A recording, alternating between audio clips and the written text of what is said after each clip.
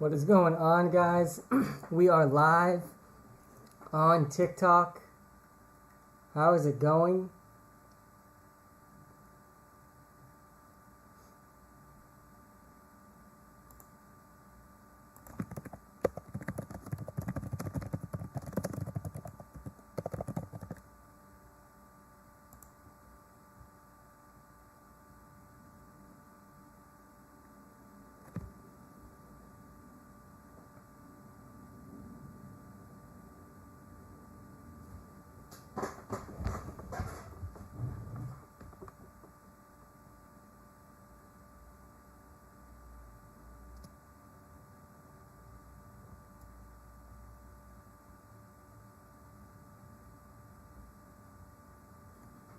What is going on, guys? Welcome. We are live on TikTok right now.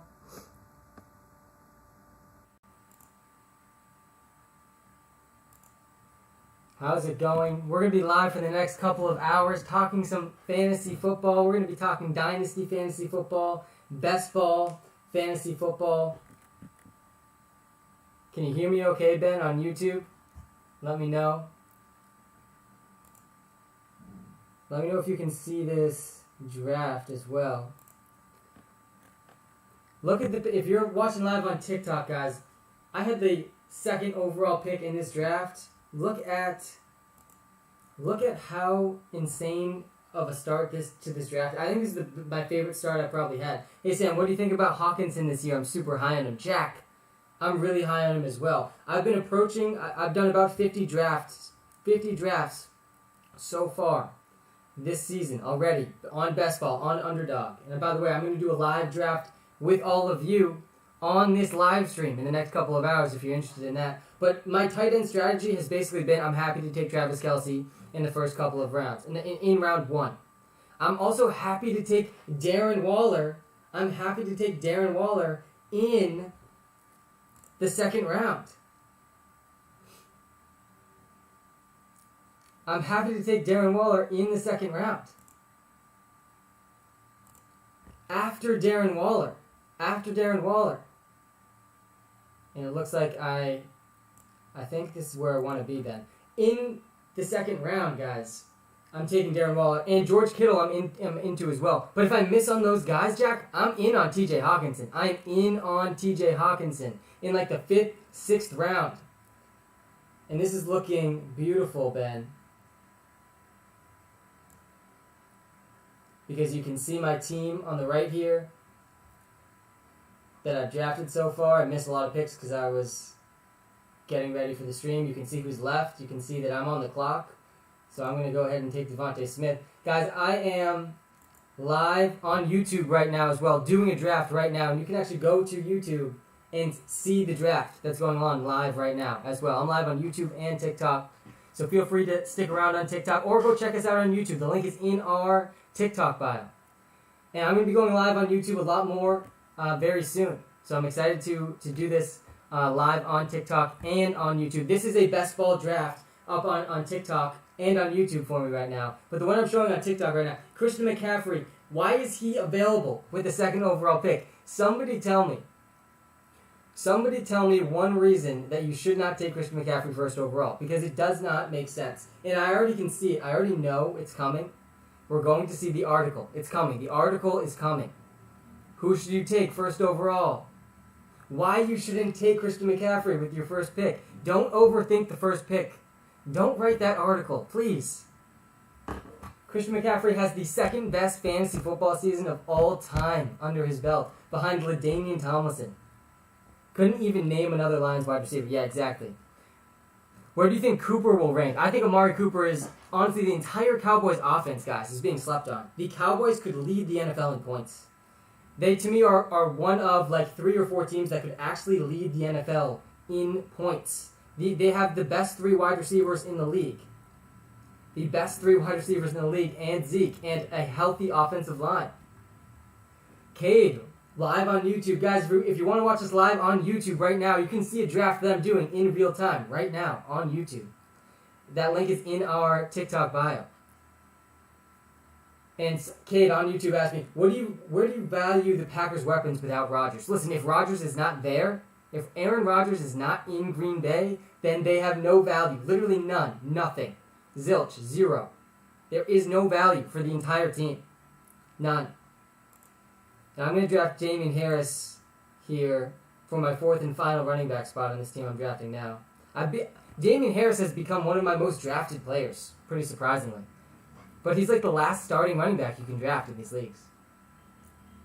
But yeah, with Aaron Rodgers, obviously there's a lot of value there. And the ADP right now, average draft position for all the Packers players, is dropping, and it's dropping fast. I'm back on YouTube, Kyle. That's what I'm talking about.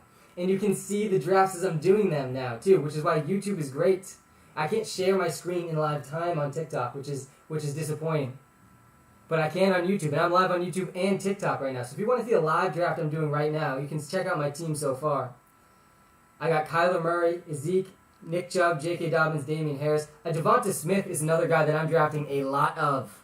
Guys, Devonta Smith is going to ball out in the NFL. He's going to be one of those receivers that it doesn't really matter how good his quarterback is. And I actually think Jalen Hurts is going to be pretty good. His completion percentage was awful last year. I think he had like a 52% completion percentage. That's definitely going to go up because Devonta Smith is an absolute baller, guys. And I'm taking him consistently. He's going 80th overall. He's going to be a top 50 fantasy player. Especially in best ball, where I don't need to pick and choose who's going to do best each week. Really quick background on best ball. What's good, Sam? Any early predictions for the Saints? What is good, Spencer? What is good?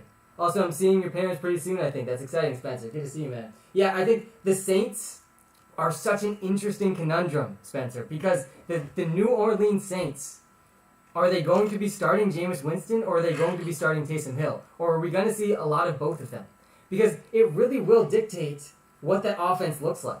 Jameis Winston is nothing like Taysom Hill. Jameis Winston, famous Jameis, literally is... He could throw for 4,000 yards in that offense. But he'd probably also throw 25 to 30 interceptions.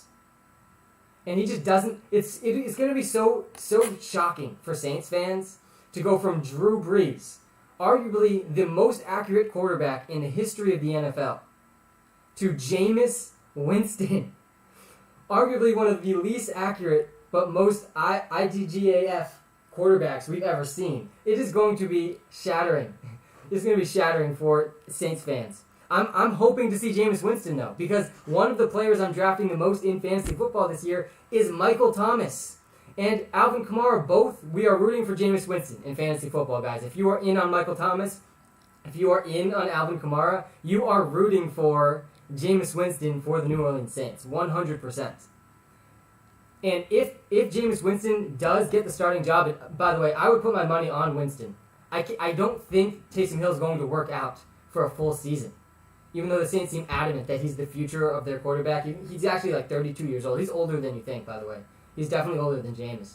But to me, if Jameis Winston's the starting quarterback, Michael Thomas could end up being the number one overall steal of fantasy football drafts. He's going in the third round, guys. The third round. Michael Thomas. He's at least, no matter who the quarterback is, going to get 150 targets. And he has the upside of the most targets in the league. Look at the Saints receivers, Spencer. It goes Michael Thomas, Traquan Smith is number 2, and then a bunch of guys nobody has ever heard of at 3, 4, and 5. Adam Trautman is their top tight end. No more Jared Cook. Alvin Kamara and Michael Thomas are going to see so many targets that they just almost automatically are going to return value in fantasy. So I'm drafting them consistently. Is Zeke a bad first rounder? No. He's not a bad first rounder. I actually drafted him in the first round in this live stream I'm doing on YouTube. You can actually see my team that I'm drafting currently, right now, live on YouTube. That link is in our TikTok bio. You can come to the YouTube stream right now. We are live on YouTube. We got 16 people watching live on YouTube, which I love to see. And no, Zeke is not a bad pick, but don't take him in the top 5 picks. Ezekiel Elliott did not look good at the end of last season. We all saw it. He did not look good. Tony Pollard looked significantly better than him, actually. That being said, we got to keep the context of last season in mind, guys. The offensive line was decimated. No Dak Prescott. Both of those things are massive, and that's just not going to be the case at the beginning of the season for the Dallas Cowboys. Dak Prescott is going to be there. By the way, Dak was averaging 350 yards a game or something before he was injured last year. Raw Sports, how's it going, man? Nick Troll, yo. What is your opinion on the Giants? Listen, my two-sentence opinion on the Giants is that they need to figure out sooner rather than later that Daniel Jones is not going to be a Super Bowl winning quarterback. You got to move on from Daniel Jones. I don't like what they did this offseason. I liked the players they added, but I don't like their mentality of building around Daniel Jones. I think they need to shift that mentality soon, because I don't think the Giants are winning a Super Bowl with Daniel Jones. They're going to need a very, very, very good defense, and they just don't have that. They have really good offensive weapons around him now.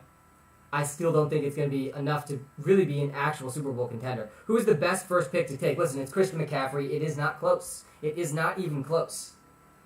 He is by far and away the best and most valuable asset in all of fantasy football formats.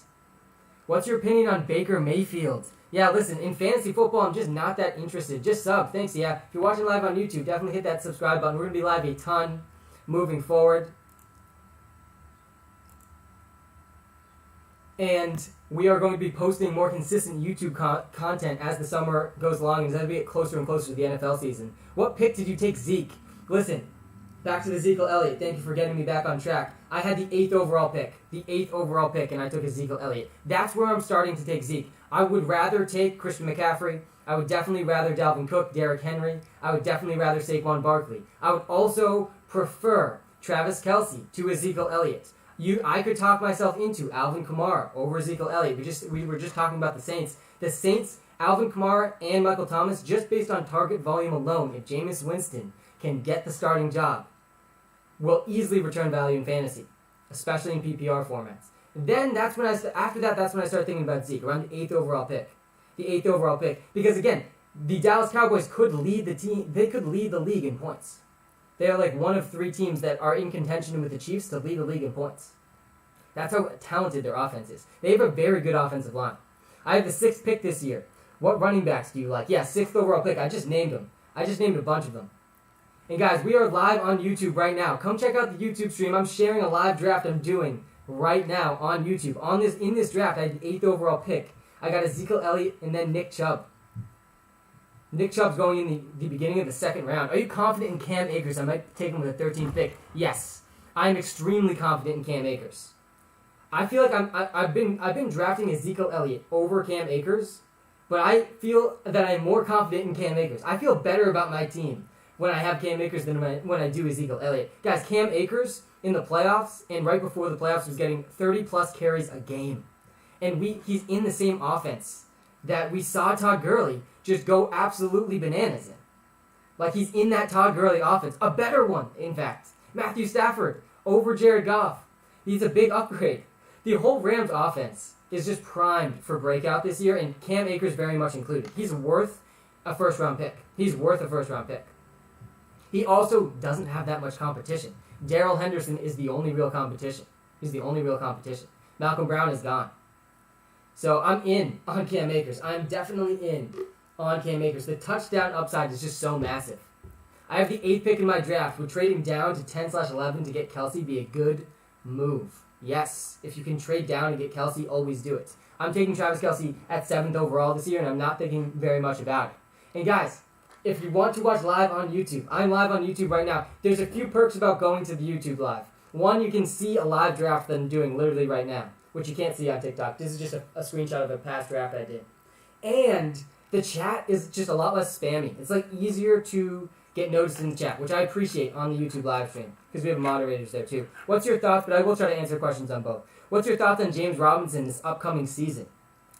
Yeah, listen, I'm really sad about James Robinson. I'm sad about him. Because Travis Etienne, yeah, we are going to do another draft, Jordan. That's coming up. After I finish this one, I'm going to start one with all of you. You, the listeners, the viewers, the fans, the WalterPicks supporters. I'll be doing a live draft with you on this live stream, with some of you, if you get in time. That link is actually in our link tree right now if you want to get an early sign up. But I'll be sharing details about that in probably 20 to 30 minutes. If Travis Kelce is 7th, then who's 6th? Great question. Let me run through the beginning of drafts, how I would do the beginning of drafts, and how I'm seeing the beginning of drafts be done. Because they're 2 different things. They're definitely 2 different things. All right, I need a lot of wide receivers on this team. I haven't been paying enough attention to this draft as I'm answering some questions. Will Trey Sermon be a good fantasy running back? Listen, I don't know. But he definitely has upside. That's for sure. Trey Sermon has a lot of upside. So I'm willing to take him in a best ball league. In a season-long league, Trey Sermon could easily be absolutely nothing in fantasy. Like, I could see Trey Sermon getting 10 or fewer touches a game. I could also see him commanding the number one spot in a very valuable backfield. Which Bengals wide receiver are you taking? Listen, Jamar Chase and Devonta Smith. Jamar Chase is above Devonta Smith, don't get me wrong, but both of them are going to ball out this season. Jamar Chase is a lock, though. Devonta Smith has a little bit more risk because he has that run-first quarterback. And he is one of the smallest wide receivers that has ever been drafted this high. That being said, Jamar Chase, guys, is an absolute lock. He's an absolute lock in the NFL. He's an absolute lock in fantasy football. So draft Jamar Chase with confidence. I've been drafting him consistently in the 5th round. Honestly, most of the rookies I'm pretty in on at their ADP. 3rd stream in a row. Also love the content. Thanks, man. I appreciate you coming back. We are actually live on YouTube right now as well. That link is in our TikTok bio. And I'm sharing. I can share my screen on YouTube, which is really nice. And the chat is a little spammy, so you can go check us out there. If you're watching live on YouTube, guys, hit that like button. Smash that follow button. It helps us out more than you realize, so I really do appreciate that. What about Matt Ryan? Yeah, there's so many available quarterbacks that are going to put up points in fantasy, and Matt Ryan is one of them. Matt Ryan is basically a lock. If he can stay healthy and his receivers can stay healthy, he's a lock for 4,000 passing yards. That's the era of the NFL that we're in. And I would say Matt Ryan, I would prefer Matt Ryan. Matt Ryan to me is like very comparable to Tom Brady. I think they're very similar fantasy options. The difference with Tom Brady is he's a lock, again, if he can stay healthy. Tom Brady is a lock to lead the NFL in deep pass attempts. The Tampa Bay Buccaneers have done that 2 seasons in a row now. Where is Kyle Pitts going? Kyle Pitts is going in like round 3 or 4. Like round 3 or round 4. Top 5 wide receiver list. Someone asked about the beginning of drafts. Let's go back to the beginning of this draft if you're watching live on YouTube. If you're watching live on YouTube, you can look at this live draft I'm doing right now. Again, that link is in our TikTok bio if you want to come watch live on YouTube. And if you are watching live on YouTube, smash that like button. Smash that subscribe button. I do appreciate that. In this draft, this is very consistent. Factor, Potts Bears, how's it going? Potts Bear. Christian McCaffrey's going first overall very consistently, as he should be. Do not ask me who should go first overall. It is Christian McCaffrey, and there should not be a conversation about it. In the screenshot I'm sharing on TikTok right now, look, I got McCaffrey with the 2nd pick, which is just insane. Don't let people get McCaffrey with the 2nd pick. Take him first overall. After that, though, with the 2nd overall pick, that's where I think things start to get controversial this year. In the past, I don't think it was very controversial. This year, I disagree with people on what they're doing with the 2nd pick. People are taking Dalvin Cook 2nd overall. People are taking Derrick Henry 2nd overall. I would not do that. I would take Saquon Barkley 2nd overall in fantasy football. I'm going to be banging this drum all offseason. Guys, stop pretending like we can predict injuries accurately. We can't accurately predict injuries. We don't know who's going to get injured. Raw Sports, good to see you. Good luck with the homework. You can't accurately predict injuries, so stop fading Saquon Barkley because you think that you know he's going to get injured. More so than you know Dalvin Cook is going to get injured. Or Derrick Henry. Like, running backs have such a high probability of injury that it doesn't make sense to pretend like Saquon's probability of injury is so much higher than Dalvin Cook's or Derrick Henry's that we're going to fade Saquon Barkley all of a sudden. Saquon Barkley is one of the most insane athletes of our generation. And he's in a backfield with zero competition in an offense that should be much better this season. And he's over a year removed from a torn ACL. He's fine, guys. So yeah, I'm taking Saquon Barkley 2nd overall, but most people are taking Dalvin Cook and Derrick Henry over Saquon Barkley, which is why the 3rd or 4th pick might be my favorite pick this season. Because I'm going to consistently be able to get Saquon Barkley with the 3rd pick, 4th pick. And then I get a little bit better of a 2nd round pick. It is realistic so far in the fantasy drafts I have done. If you have the 3rd overall pick, you can get Saquon Barkley in the 1st round, and you can still get in the 3rd and 4th rounds guys like Michael Thomas, guys like Julio Jones. The teams you can stack is absolutely insane with the receiver value that's going in the 3rd and 4th rounds. It is truly remarkable. It is truly remarkable. I'm very excited for this fantasy season, and I've actually already done 50 drafts, and I got about 100 more to go. I'm maxing out my entries in the Underdog Best Ball Mania tournament. And that's the draft that I'm doing live on YouTube right now. This is one of those teams, and I've been answering a lot of questions since I've gone live. But honestly, I'm not hating how this team's coming together. I stacked Julio Jones with Kyle Pitts. I got Kyle Pitts with a 65th overall pick in this draft. That's about the 4th or 5th round. Thoughts on Kadarius Toney? Yeah, thoughts on Kadarius Toney. I don't have that many thoughts other than I just don't love the landing spot. One, I don't believe in Daniel Jones very much. I think the Giants need to move on from Daniel Jones. Two, it's just such a crowded receiver room. There's so many receivers there that I think are better than Toney. So that for that reason, I'm just not that excited about him. That being said, I liked him as a prospect. I think he can be a good NFL player. Guys, if you're watching live on YouTube, hit that like button. Hit that like button. I really do appreciate that. When we get to 100 likes on the YouTube live stream, that's when we're going to do a draft together with you. With you, the viewers, and the WalterPicks fans. I'm going to be live with you in a draft. I'm going to draft against you. It's going to be a $5 draft on Underdog once we get to 100 likes on the YouTube live. So hit that like button on YouTube. If you're watching live on TikTok, guys, the YouTube link is in our TikTok bio. Is Kelsey worth it as a keeper for $76 out of $200 to build a team or grab another tight end? Listen,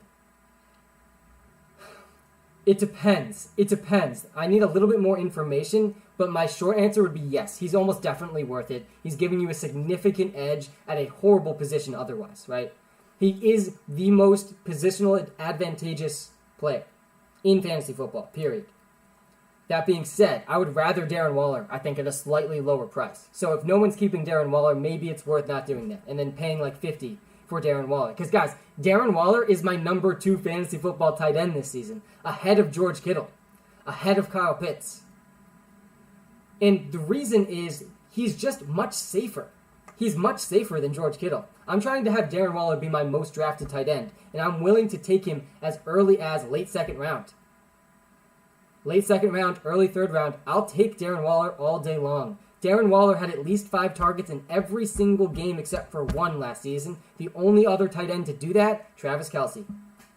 And Darren Waller has even less competition for targets this year than he did last year. I don't even know how that's possible. How did the Raiders do so little to add offensive weapons? John Brown is the only thing they added, but they lost their top receiver in Nelson Aguilar. I got Waller in one of my leagues and Kittle in my other. Yeah, amazing. Amazing. Wait, who's first pick? I think you're just playing with me. We're not answering this question this offseason. It is Christian McCaffrey. End of story. End of story. Do I keep Darren Waller or Allen Robinson in a keeper league? I'm already keeping Ayuk, CMC, and Fuller. Yeah, I think, honestly, I would keep Darren Waller ahead of Allen Robinson. Tight ends are not good. They're such a big drop-off. The tiers of tight ends are really important to understand in fantasy football. To be successful in fantasy football, you really got to understand the tiers of tight ends. And guys, if you're watching live on YouTube, hit that like button. When we get to 100 likes, I'll be doing a live draft with you on this live stream. I'm pumped for that. But the tiers of tight ends, Travis Kelce is in his own tier. There's no one in the tier with Travis Kelce. It is him. He is basically a top 5 wide receiver, which is insane. Then in tier 2, these guys are maybe wide receiver 2s. They're closer to back end wide receiver 1, wide receiver 2s. And this is Darren Waller. This is George Kittle. Kyle Pitts will be in this tier very soon if he's already not in this tier. But since he's a rookie and tight ends usually struggle as rookies, it's the hardest position in the NFL as a rookie tight end. I'm putting Kyle Pitts in the 3rd tier for now. But he's going to be in that 2nd tier very soon, if not already. But right now, tier 2 for me is George Kittle, Darren Waller. Then Kyle Pitts, Mark Andrews, and TJ Hawkinson are all in that 3rd tier. After that, I would say bottom of that 3rd tier is Tyler Higbee as well, destined for a breakout season with Matthew Stafford. But after that, tight ends are a bunch of guys that are probably not going to even get you 10 points every single week. Like, most weeks they will not get 10 points. I'm drafting Tebow first overall for sure. Yeah, I absolutely love that Tim Tebow's back in the NFL. It is great. It's amazing. I absolutely love to see it. You love to see it. I will be surprised if we see him on an NFL field, but I'm also surprised that he's even back on an NFL team. So I'm not the type of guy who's gonna count against Tim Tebow. Don't count against Tim Tebow. Noah Fant is not too bad. Yeah, the problem with Noah Fant is the offense just isn't exciting. The offense isn't exciting because Drew Lock is not exciting. That's the problem.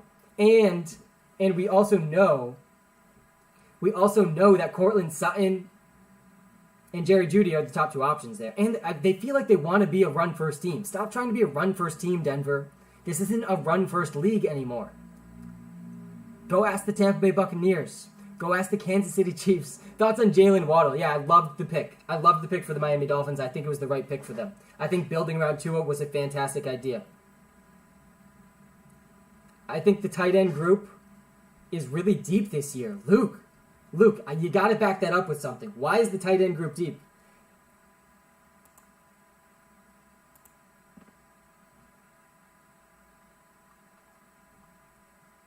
This team's coming together nice, and I've had a few auto picks, by the way, for those watching live on YouTube. I've had a few auto picks, but the team is coming together pretty nicely. I need to draft, the rest of my team should be wide receivers. I want to talk a little bit about best ball strategy for a second. We're going to be launching a best ball tool in the WalterPicks app very soon, in the next few days, which is super exciting. It's going to be our underdog favorites, our best ball favorites, and it's just going to be a list of players with some descriptions and with some machine learning projections about why we like these players. That's just going to help you dominate best ball drafts. There's two parts of dominating best ball. Again, if you don't know what best ball is, how do you feel about Higbee? I absolutely love him. Absolutely love him. I think he's destined for a breakout season. He's my most drafted tight end this season after Darren Waller. But really quickly, back to best ball, how it works. There is no in-season management. It's just the best part of fantasy. It's just the drafting. You draft your team, it automatically inputs your best lineup for you at the end of each week. There are no matchups. It's just the team who scores the most points at the end wins. That's this team that I'm drafting here. This is a best ball league. And roster construction is crucial in these leagues. How many people are in the draft that you're in? This is a 12-person league. A 12-person league. This is a 12-person best ball league. And how the prize structure works here, if I hit this info, I think it should come up. I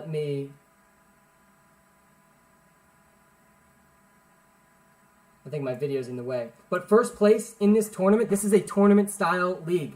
So everyone, I'm in my own league, but if I win my league, which is I think is like week 1 to 14, then I play all the winners of the other leagues in week 15, and then all those winners in week 16, and if I come in first place, I win $1 million. $1 million is what I win.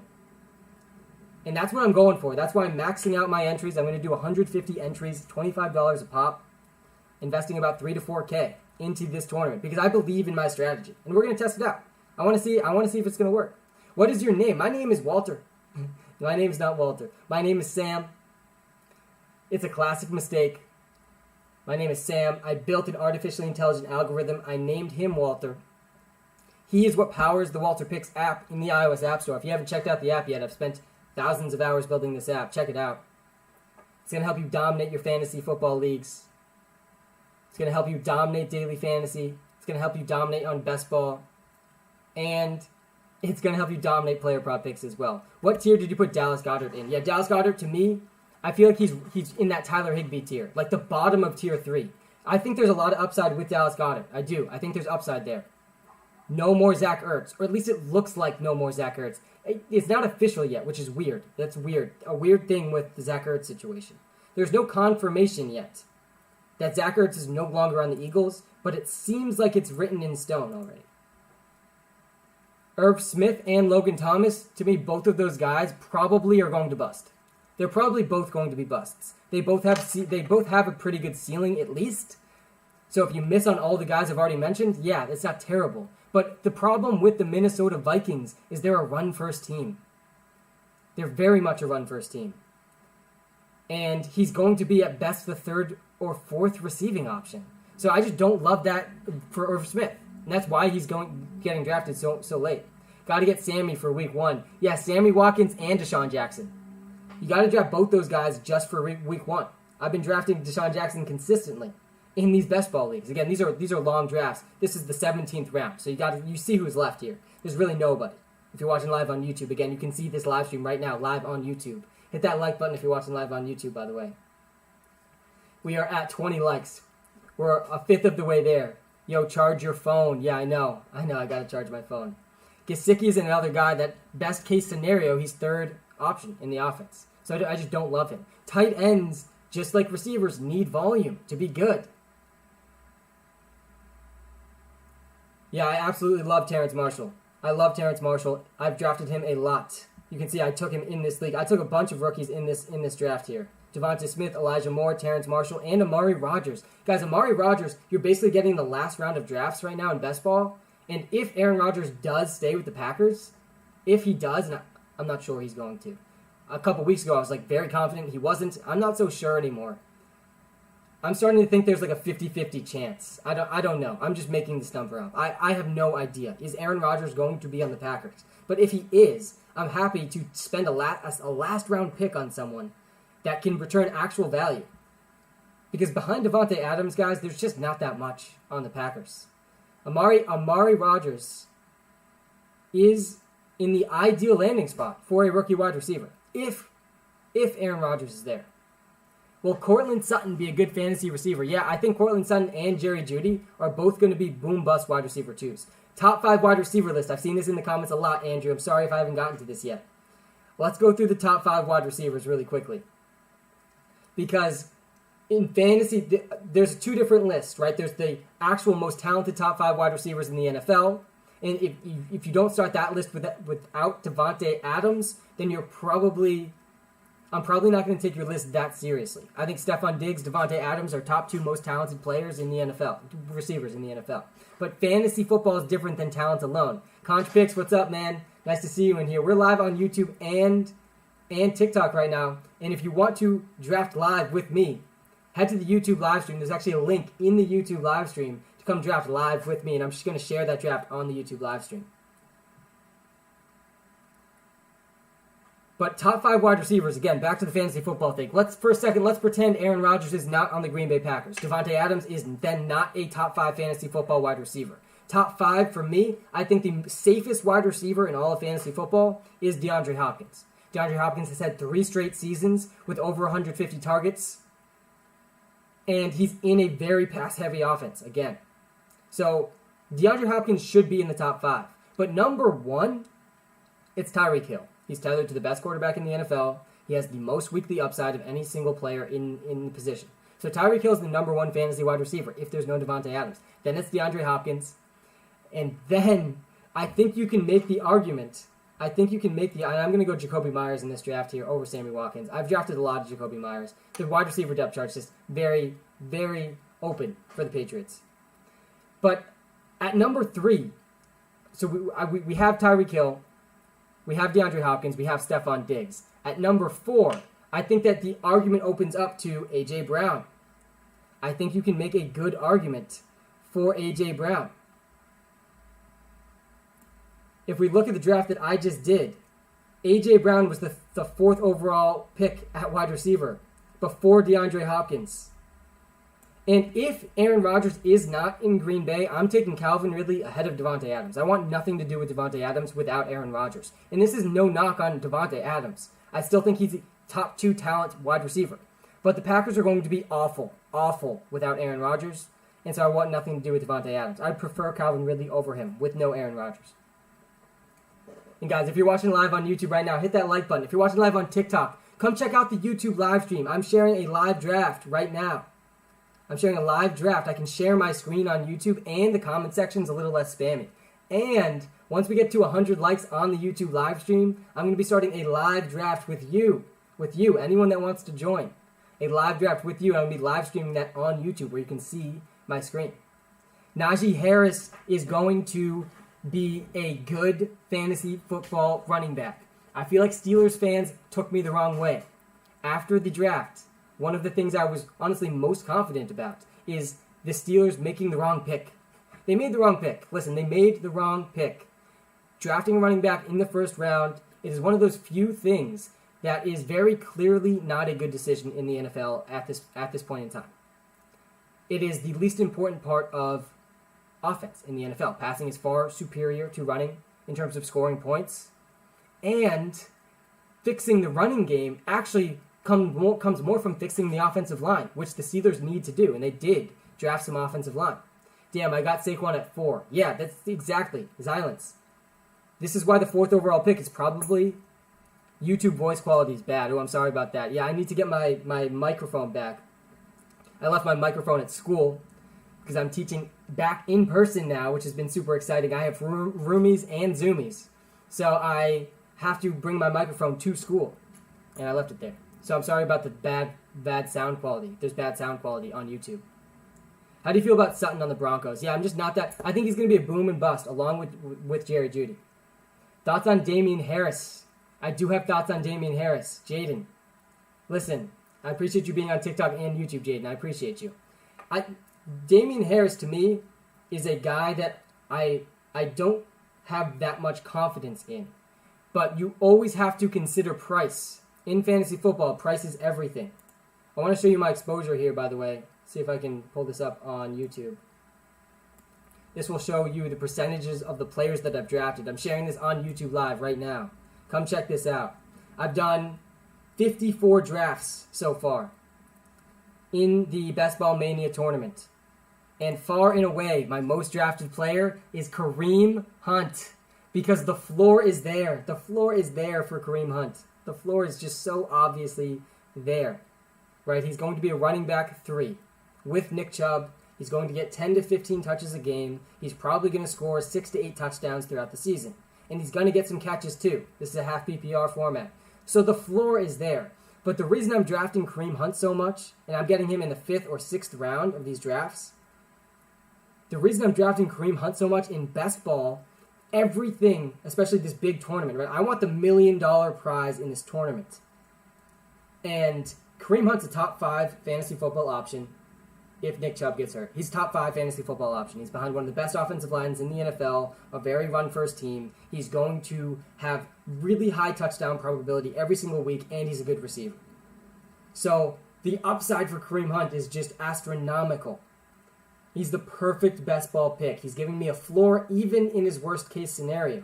And his ceiling in his best-case scenario is me winning $1 million. And yes, I'm going to go back to this clip. I'm going to cut this clip. When I do win the $1 million and Kareem Hunt was on the team, I'm going to go back to this clip. Hey, I was in school, but I made it to the stream like I said. I appreciate that. I appreciate that. Brian Edwards. I'm interested about Brian Edwards. I am. Brian Edwards is in a good situation. But back to Damian Harris. If you're watching live on YouTube, my second most drafted running back so far in these leagues is Damian Harris. And this was not something I intentionally went into saying, I'm going to draft Damian Harris in as many leagues as possible. But the reason I have him in so many of these leagues is he's available in round 7, round 8, round 9, when there's just no more starting running backs left. And the way I approach these best ball leagues, I try to draft 3 or 4 running backs, and that's it. It's called the hyper-fragile running back strategy. I'm going to allocate at least 3 of my first 4 or 5 picks to running backs, almost always. But sometimes there's just such insane wide receiver value. Guys like Michael Thomas falling to the 3rd round, guys like Julio Jones falling to the 4th round, that I don't end up getting 3 running backs in the first 4 or 5 rounds. And that is when I just wait and wait and wait till round 7 or round 8, and I draft Damian Harris, who's behind a top 5 offensive line in the NFL. Guys, the Patriots offensive line is the strongest part of the Patriots team. It's the strongest part of the team now. It is the best part of the offense. And Damian Harris, his only competition is Sony Michel. And guess what? You can draft Sony Michel in the last round. So I can spend a 7th or 8th round pick, and I can basically lock up for free with a 7th or 8th round pick and a last round pick the running game behind the top 5 offensive line in the NFL. So it's just too easy, especially when I'm allocating such few picks to the running back position in this format. I'm just going to draft Damian Harris. I'm going to take the layup with Sony Michel in the last round, and I'm just going to lock in a really solid running game. That should be a really good running game this season. The only downside with Damian Harris and Sony Michel and the Patriots is, well, James White and Ramondre Stevenson are going to steal a lot of the catches out of the backfield. But there's still going to be a pretty solid floor there. But number 3 and 4 and 5 and 6 and 7 and 8, look at the running backs that I'm drafting. I'm looking for running backs that can give me consistent running back 1 value. Austin Eckler. I honestly hope Austin Eckler becomes number 1 on this list. I don't think he's going to be able to catch up to Kareem Hunt in the next 100 drafts. But Austin Eckler, I've taken him in 28%. Michael Thomas is going to be slept on. Davis, 100%. And Davis, that is a good bounce-back player, comeback player of the year pick. I think Joe Burrow and Dak Prescott's probably going to end up winning it. Dak Prescott would be my top pick. But Michael Thomas is in contention. If Jameis Winston can win that starting quarterback job, there's not going to be a better value in fantasy football than Michael Thomas. He's going in the third round. He's going to get 150 plus targets. Let's take a look at the wide receivers I've been drafting. And again, you're seeing my Patriots bias show up here. Jacoby Myers somehow is my most drafted wide receiver. But at number two, Davis, if you come to the YouTube live stream, I'm showing my most drafted players. I'm showing you my most drafted players. I've done a lot of drafts, 54 drafts so far. I have another 100-ish to go. I'm trying to win the $1 million prize in the Underdog Best Ball Tournament. I'm about to do a Best Ball draft with all of you, by the way. If you're watching live on YouTube, guys, hit that like button. Hit that subscribe button, too. When we get to 100 likes on this YouTube live stream, what's the YouTube? WalterPicks? Yep. It's also linked in our TikTok bio and in our link tree. You can find it in the link tree, in the TikTok bio, and it's just WalterPicks. Yep. My second most drafted wide receiver, though, is Michael Thomas. Because every time he's there in the third round, I'm drafting him. Every single time. There's not been a single draft where Michael Thomas was available in the third round, and I did not take him. Like, to me, it is just such a layup of a pick. You won me my league last year. I love you, Walter. Yeah, I appreciate that. And we're going to go back-to-back this season. That's the plan, Mario. But my name's actually not Walter. My name is Sam. It's a classic mistake. Don't worry about it. I built an algorithm. I named the algorithm Walter. Walter's been what's helping us dominate all of our fantasy football leagues. And he's what we use in the WalterPicks app to power everything, all of our tools. Check out that app if you haven't checked that out yet in the iOS App Store at WalterPicks.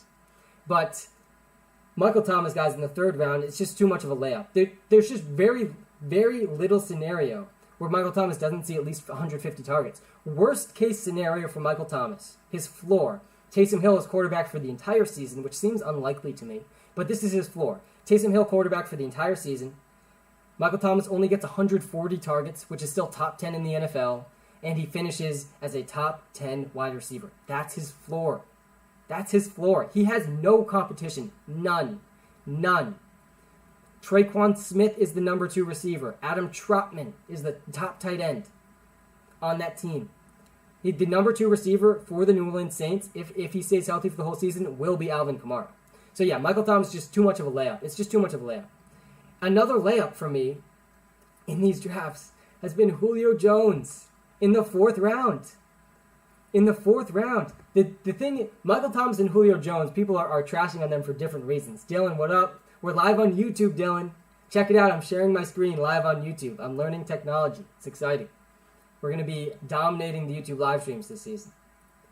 But Julio Jones, guys, in the 4th round is just too good to pass up on. And I go into these drafts planning to take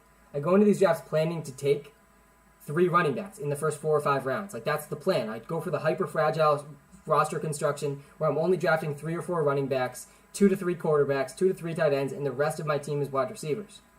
But when Michael Thomas is there in the 3rd round and Julio Jones is there in the 4th round, I'm just not going to pass on that. And you have to understand player value and adapt your roster construction in some sense to the player value in each round. And Julio Jones in the 4th round, guys, Julio Jones has never been bad. He's literally never been bad. He has been injured. Last year he was injured. But when he was healthy, he was literally a top 5 efficient wide receiver in the NFL. He was number 3 in yards per route run. Think about what that stat is saying. Yards per every route he was running. Number 3 in the NFL. He was averaging 86 yards per game. He's always struggled to score touchdowns for some reason. He really struggles to score touchdowns. He has the least touchdowns per yards, I think, ever in the NFL. After some consistent threshold. But he is still dominating NFL players. And regardless, if he's on the Falcons or if he's on a new team, I think he's going to stay on the Falcons. He's going to be a top 10 wide receiver in fantasy football. He's going to have some massive, massive weeks. People forget how talented he is. Yeah, they do. The difference between Michael Thomas and Julio Jones, there's a difference here. There's a difference. Julio Jones has struggled with injuries, but has been very, very good when healthy. Always. His entire career, really. Michael Thomas also dealt with injuries last year, but when he was on the field, he was just straight up bad. Like, he wasn't good. Even when healthy last year. He was averaging like 50-ish yards a game. He was not making a difference in any of the games he was in. He was not, I think he was a top 12 wide receiver maybe once the entire season in like the 5 or 6 games he played it. That being said, Michael Thomas, again, is a different story because Michael Thomas has zero competition for targets and is basically a lock to see at least 150 targets. And there's just not that many receivers you can say that about, which is why I'm happily taking Michael Thomas in the 3rd round. If I scroll down a little bit here, we'll see some of my other favorite wide receivers. Devonta Smith is a guy that has insane upside. And again, think about the roster construction that I'm using and the wide receivers I'm drafting and the running backs I'm drafting. I'm trying to draft running backs that have a very high floor and a very high ceiling. So I'm spending early picks on running backs, right? 3 running backs usually in the first 4 or 5 rounds. Then I'm trying to have 7 to 10 really high upside wide receivers. I don't need to decide who's going to start and sit in this league. It's going to automatically input the best lineup for me. This is best ball. So I can just mix and match a bunch of boom and bust wide receivers, which is exactly what you see me doing here. Terrence Marshall, he's not going to be consistent, most likely, number 3 receiving or number 4 receiving option on his team, but he's going to have some wide receiver 2 weeks. Devonta Smith is going to have wide receiver 1 weeks. Running backs dry up too early to take MT in the 2nd. Yeah, but the good thing is you don't need to take MT in the 2nd. You can take him in the 3rd round. This is, again, Michael Thomas is my 2nd most drafted wide receiver in fantasy this year because and I've done 54 drafts, 54 best ball drafts. I've taken him in 31.5% of those drafts. I'm sharing it live on YouTube right now. I've allocated so far $425 worth of entry fees to Michael Thomas. And the reason is he's there in the 3rd round. And that's 150 targets that I am not passing up on in the 3rd round. It's just I'm not passing up on that. 2nd round, I agree with you. The first 2 rounds, the running back value and Travis Kelce and Darren Waller in the 2nd, 3rd round as well. Darren Waller in the 2nd, 3rd round, you really have to be considering taking him because he is in the 2nd tier of tight ends. Travis Kelce also in the 1st round, you have to consider taking him. In the 1st round, I almost always take a running back. I don't know if there's a draft. Maybe there was one where I took Stephon Diggs 12th overall. Would you take Jonathan Taylor 1st round or skip him? Listen, I think there's a good argument for skipping Jonathan Taylor. I think there is a good argument for skipping Jonathan Taylor. I think Cam Akers and Austin Eckler are probably both safer. They're going to me, they both just have less competition. There's less competition for Cam Akers and Austin Eckler. That's the case for skipping him.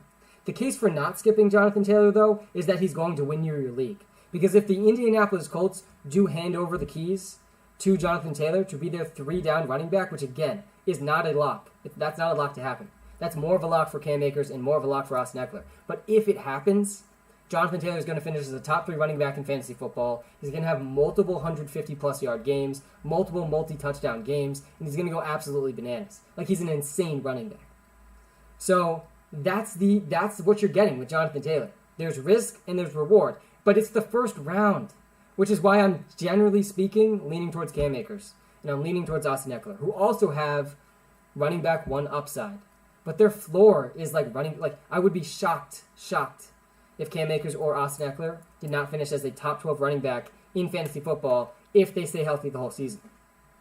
I would not be that surprised if we see Jonathan Taylor be a boom-bust running back where Marlon Mack is stealing some goal line carries and Nyheim Hines is stealing some of the receiving work. That would not surprise me that much. When would you take Pitts? I'm taking Pitts. Yeah, let's take a look at my tight ends here before we go to quarterbacks, and then we do this live draft with you. I'm going to be doing a live draft with all of you in just a few minutes. And again, come to the YouTube live stream. If you're not already in the YouTube live stream, smash that like button. Really do appreciate that. It takes you 2 seconds. Helps me out way more than you realize if you hit that YouTube live like button. But I'm sharing on my YouTube live screen right now how many times I've drafted each player in the 54 drafts that I've done. And number 1 tight end that I've drafted so far is Tyler Higbee.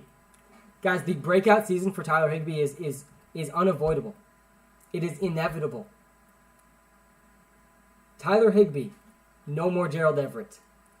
And he now has Matthew Stafford instead of Jared Goff. I mean, both those things combined, there's just no way Tyler Higbee doesn't have a breakout season. Matthew Stafford, guys, is a lot better than Jared Goff. We're going to see this in 2 ways play out this season. 1, the Rams are going to be pretty clear Super Bowl contenders by the end of the season. 2, the Lions are going to maybe not win a single game. And it's going to be really obvious to people that the Rams had been covering up how bad Jared Goff was for quite some time. Obviously, the Lions aren't going to help him out very much either. But Tyler Higbee, guys, is going to be a breakout tight end. I've taken him in almost 1/3 of my 54 drafts. And you're getting him pretty late. Too many mouths on that team for Higbee. Yeah, this is a decent argument against the Tyler Higbee pick. But what I would argue against that is the Rams are going to throw a lot more than the average team. They're going to move the ball consistently, and they're going to score a lot, and I mean a lot of points. A lot of points. And the upside for Tyler Higbee actually doesn't rest on volume alone. The upside for Tyler Higbee is the touchdowns. It's the touchdowns. And Tyler Higbee has legitimate 10-plus touchdown upside on the Los Angeles Rams, which is why I'm drafting him so frequently in the 7th, 8th, 9th round. But more importantly on this list is Darren Waller, who is as close to Travis Kelce as you can get in fantasy football. It is about consistency here. There's just no consistent tight ends. No tight ends were consistent last season. The only one was Travis Kelce and Darren Waller, who had at least 5 targets in every single game except for one last year. The only other tight end to do that, Travis Kelce. The only other one. Darren Waller and Travis Kelce. That is the list. End of list. George Kittle, obviously, is in that tier with Darren Waller, and he's usually going before Darren Waller. I have Darren Waller ranked ahead of George Kittle in fantasy football this season. No, I don't think Darren Waller is a better NFL player than George Kittle. There's no doubt in my mind that George Kittle is more talented than Darren Waller, but fantasy football is not only about talent. It's also about opportunity and risk and upside and floor. And Darren Waller's floor is higher than George Kittle's floor. George Kittle has had a lot of injury history. And if Trey Lance is the starting quarterback for the 49ers, which I think he will be sooner rather than later, that's not good news for George Kittle. It's not. They're going to be running more and more and more with Trey Lance. So that's why I'm taking Darren Waller ahead of George Kittle. And that's why I have a lot of Darren Waller. I'm taking him in the end of the 2nd round, at the beginning of the 3rd round. I'm investing a lot of draft capital into Darren Waller because the tight ends as a whole just suck. And in the best ball format, the great thing about getting a tight end early is now I only need to draft 2 tight ends. Again, roster construction is huge here. And if I get Darren Waller or George Kittle or Travis Kelce, then I'm only drafting 2 tight ends, which means I get to draft another wide receiver or another running back, which is valuable, or another quarterback. All right, let's take a look at quarterbacks before we do this live draft, if we can fill it up. My number 1 most drafted quarterback, Dylan, what's up, man? Akers or Swift? I would go Akers over Swift, definitely. And guys, we are live on YouTube and TikTok right now. Thoughts on Kenny G? Yeah, I like Kenny Golladay a lot as a player. I do. I think he's going to succeed. I think he's going to get at least 10 touchdowns if he stays healthy this season. That being said, I don't believe in Daniel Jones. And I think Kenny Golladay overall has been getting drafted too early for me. I haven't drafted him that much. But I'm looking at my quarterbacks here and how frequently I'm drafting each quarterback. Carson Wentz comes in at 35%. I got to stop drafting him a little bit. This is too much. This is the first time I've looked at this, by the way. I'm sharing with you live on YouTube how much I've drafted every single player. This is complete transparency. Complete transparency from Sam here. But this is also important for me to look at because I'm going to be spending a lot of money and time on this. And I'm trying to get the $1 million prize. I'm drafting Carson Wentz in over 1/3 of the drafts I've done. I've done 54 drafts. But this is my thinking behind the Carson Wentz thing. And you got to understand where I'm drafting Carson Wentz. This is like round 10, round 11, round 12. I'm getting him extremely late. And the thing with Carson Wentz is he's had a horrible situation for 2 straight years. And I'm not relinquishing him of any blame for how bad he's been. He has not been good. He was part of the problem last season for the Eagles, but he was definitely not the entire problem.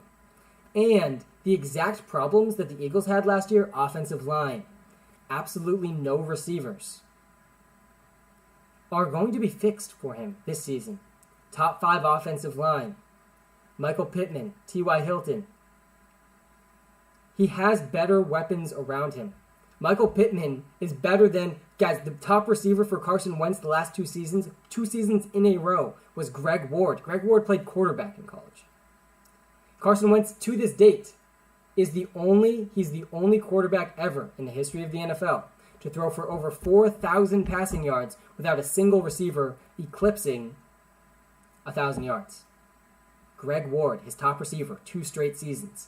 Yes, Carson Wentz is not what he once was, but he also had one of the worst possible situations with no receivers and an offensive line that each of the last 2 seasons for the Eagles just instantly gets hurt. Like, season starts, all offensive linemen injured. It's absolutely bananas. They need to figure that out, by the way.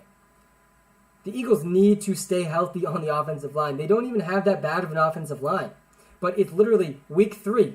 Here we are, week 3 of the NFL, and the Eagles are playing at least 3 backup offensive linemen.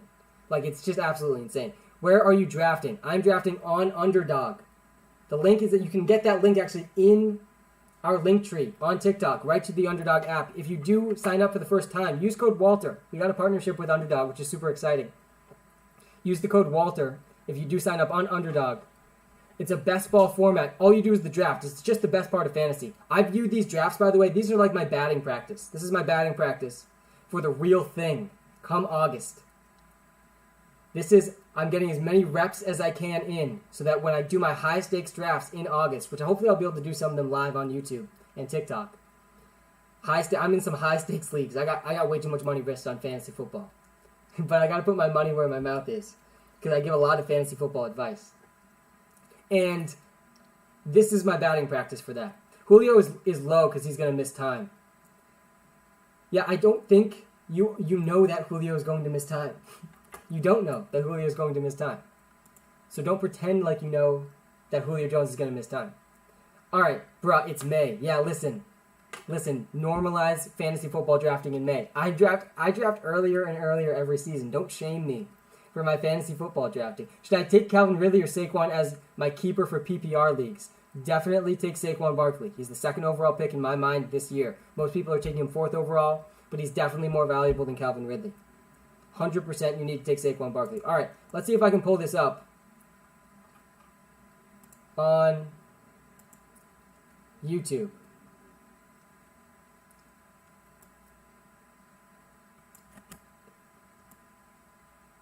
If you are watching live on YouTube, you can come join this draft with me right now. If you're watching live on TikTok and you want to join our YouTube live stream and draft against me right now, you can do that. All you need to do is go to our link tree and click on that first link. If you're watching live on YouTube, all you need to do in the description, I believe there's a link right there. Correct me if I'm wrong. Let me know if it doesn't work. I'm not confident in most players after an ACL injury. The thing, Zach, I understand this logic. I do. I understand the logic. But every single running back has a really high injury risk. I feel like this is what people miss with that analysis of, all right, he had an ACL injury, so that means he's at a higher risk. But that being said, every running back has a higher risk. We already got one person in. Let's go. Shout out to whoever joined the draft. We got 10 spots left. 10 spots left. They're going fast. Again, to join this draft, we got 2 out of 12 now. To join this draft, $5 entry. First, second, and third are going to get paid out. Yes, Jaden, I want to be very clear. You do have to pay, right? This is an actual league. It's a best ball league, though. You're only drafting, so there's no time commitment afterwards. And you don't have to join. You don't have to join. I'd love for you to join, though. Hopefully, we can get 12 people to join so we can get a draft. I can talk through some of my draft strategy on this live stream. And I can tell you why my team is amazing and why your team is not good. And we'll talk about some best ball strategy. You can draft against me right now. Wait, how do I join? You go to the link tree. You click on that very first link. I think it says Draft with Sam. Or just come to our YouTube channel. We're live on YouTube right now. WalterPicks. Just look up WalterPicks. The link is also in our TikTok. And the link is also in our YouTube description. There's a lot of places to join. And you're going to be drafting with us on this Underdog app. I love this guy. He just popped up on my FYP. Thanks, man. I appreciate you. I appreciate you being here and spending time in this live stream. We are going to dominate fantasy football together. It's going to be a fantastic season. I've already had 54 batting practices. I've already done 54 fantasy football drafts. And we're doing another one right now. on this live stream right now. Sup, Walter? When are you going to start? It is going to start as soon as it's full. As soon as we have our 12th person in, it will start immediately. So if you want to join, you got to join now. And again, you can join with that link in our YouTube description, in our link tree. If we can get to 12 people, we will be drafting live right now. While I'm waiting for people to join, guys, take a look at this. And look at this average draft position with me. Again, I'm sharing my stream live on YouTube. Come to the YouTube channel, guys. The TikTok live streams are great. Don't get me wrong. But what's great about the YouTube live stream is the chat is just a lot less spammy. It's easier for me to get to the chat.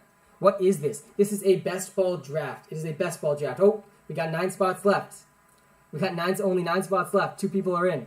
We are drafting a best ball league. How this works, you have to pay. This is a $5 league. I'm sharing the information above. $5 league, $54 in prizes. Brett, to clarify, is this the computer algorithm app that will be drafting? No, Brett. This will be Sam. Sam will be drafting, not the computer algorithm. I will be drafting live on this screen right here. You can see me. I'm drafting. But moving forward throughout fantasy season, I will be leveraging machine learning to guide my decision-making in fantasy football. That's what it's all about. Is this a PPR league? Half PPR. Half PPR league, you start 2 running backs each week. You start 3 wide receivers each week. 1 quarterback, 1 tight end, and 1 flex. The way I think about this, is this a whole fantasy season? Yeah, but you are not committing to anything except for the draft. This is how best ball works. Take a look at this. Let's see if I can find this screenshot here.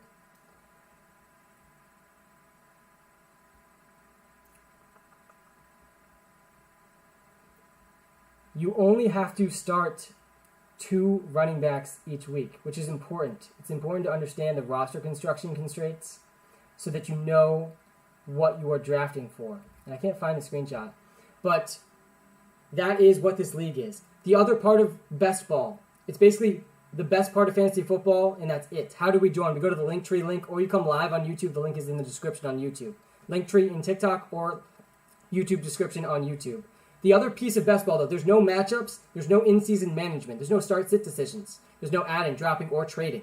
Your best lineups automatically inputted for you at the end of each week, and whatever team scores the most points at the end of the season wins. How do I enable my locations to join? Harry, I don't know how to explain how to enable your location. I think that's in your phone settings or your computer settings. By the way, you can join on your computer or your phone. But some locations, it is not allowed. I don't know the exact locations it's not allowed. Some locations will not allow you to join. You can let me know what location that is. Coil, to join, what you do, you go to the link tree. You click on Draft Against Sam. Entry fee is $5.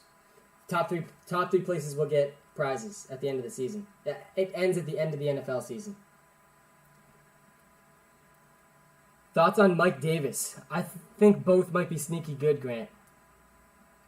I'll talk about that in a second. But Mike Davis is a guy that I'm interested in. 100%. I am interested in Mike Davis. Take a look at, I'll scroll through some of the average draft position. Again, I'm live, so there is an entry. Yes, there is an entry fee. $5 and the prizes are $54. It's a very legitimate fantasy league, right? Normal fantasy league. Entry fee, prizes.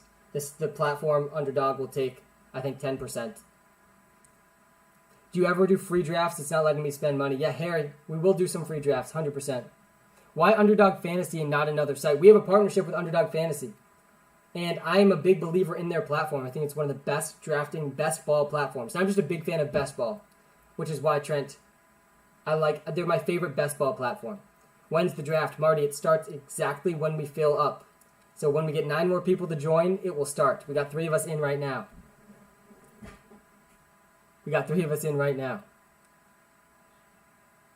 Are you high on Zeke this year? It seems with the O-line and how the Cowboys looked the second half of the season, even if they didn't have Dak, was bad. Yeah, Zeke was bad. Do you ever do free drafts? Yes, definitely. We will. The draft starts right now. What's best ball? Agent Solo. I'm going to explain that in like 5 seconds. But the thing with Ezekiel Elliott, the offensive line was trash last year, and there was no Dak Prescott. So you got to, in all of that context, Zeke still looked bad. So there is risk with Zeke still. But I think he's going to be just fine because the offense is going to be really, really good. And the offensive line is going to be good again. Best ball. How best ball works. It's the best part of fantasy football with And that's it. All you do is draft. The only thing you do is the draft. You're drafting 18 rounds. It's going to be a $5 entry fee. 18 rounds. After the draft, you are done. It automatically inputs everyone's best lineup. This is why it's called best ball. Is automatically inputted for them at the end of each week. There's no matchups. There's no adding and dropping. There's no trading. So your best lineup's just submitted for you at the end of each week, and that's it. There's not even matchups. Just the team with the most points at the end wins. Where do you think Kyle Pitts should be drafted? He's going in the 5th round. No waivers in best ball. No, there's no waivers. This is why it's a very unique type of format. This is why roster construction is so important, right? Because there's no transactions throughout the season. We got another person in. Let's go. And again, I'm going to be talking. I'm sharing my screen live on YouTube to this draft. So once we do start the draft, and it looks like we're going to be able to, we're almost halfway through already, almost halfway full already. When we do start the draft, I'm going to just talk through strategy. Like, this is going to be a low stakes way for me to just introduce best ball. Talk to you about why I'm doing the strategy I'm doing. I've analyzed thousands of these leagues. I'm going to be doing a lot of high-stakes drafting this season. So if half the team dies, you're screwed in best ball. Yes. If half your team is injured, you're screwed. But the thing with that is that's true for everyone, right? That doesn't change our draft strategy that much. Because that's the case for everyone that's drafting, which is why there's so much strategy behind this. Do you want to draft a 5th, 6th, 7th running back because you know guys are going to get hurt? Or are you going to draft for upside and hope your team stays healthy? This is part of the draft strategy.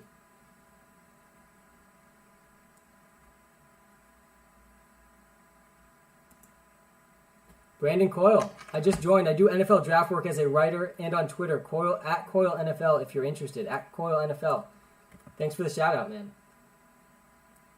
I will take note of that. At Coyle NFL.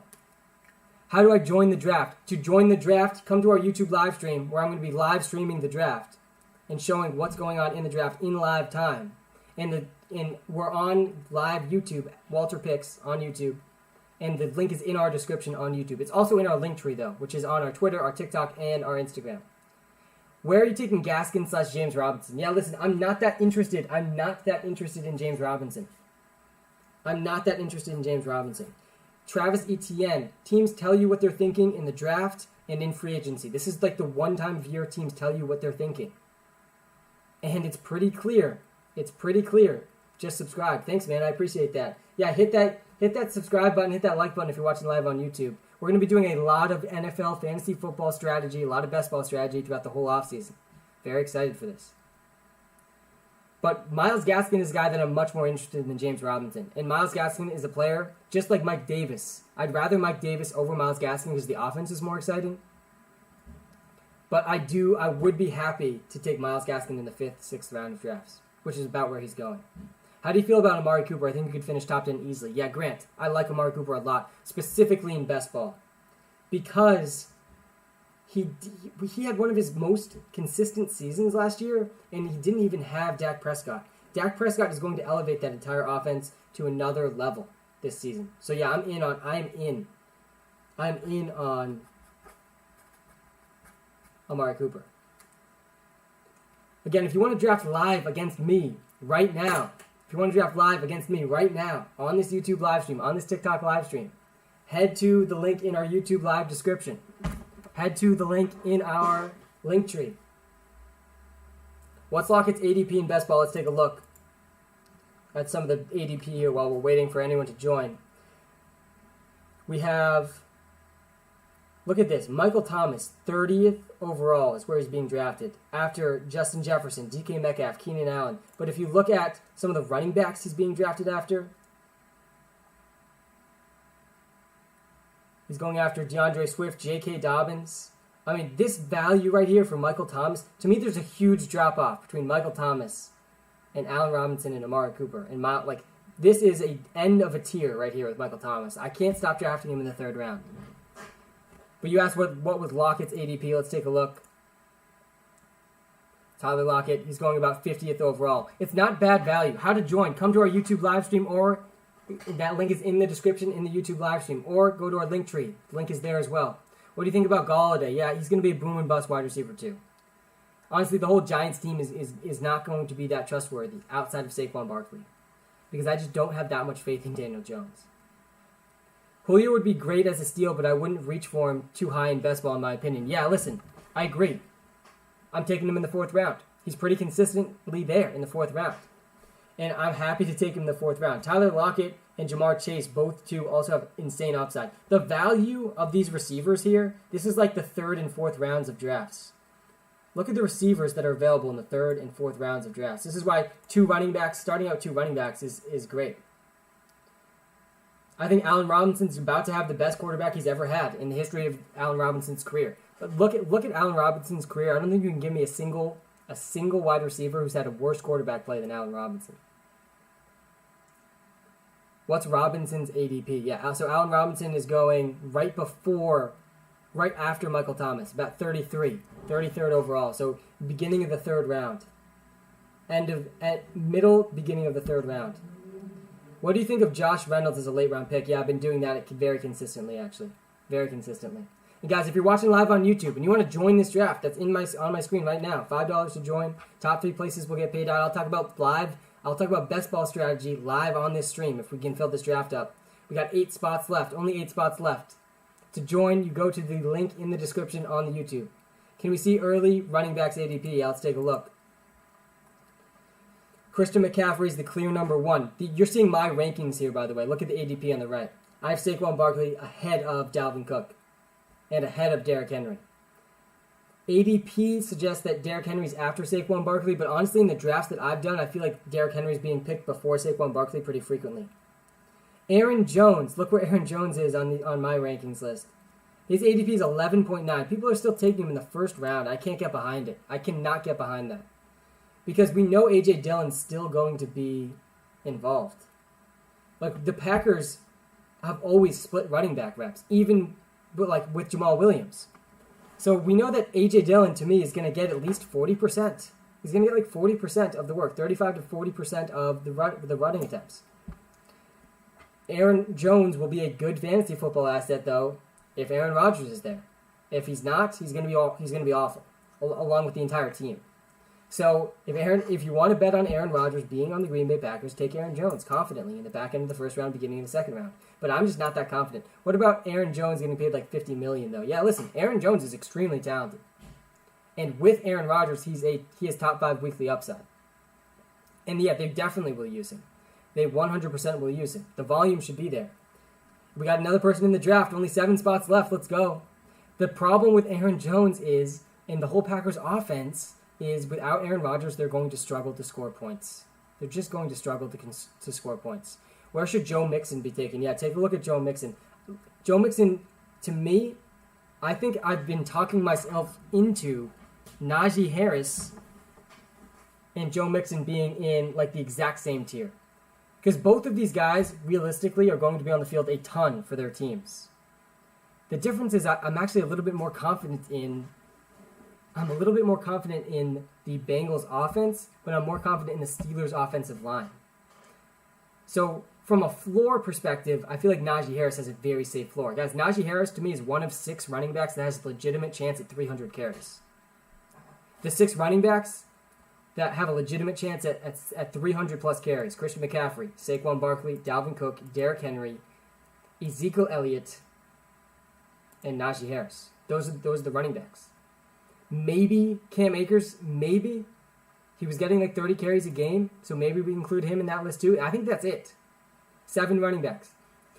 Would you draft Devonta first, then Travis Kelce second, or is it risky without running backs? I would just draft Travis Kelce first. Guys, Travis Kelce, take a look at this. You're not getting Travis Kelce in the 2nd round.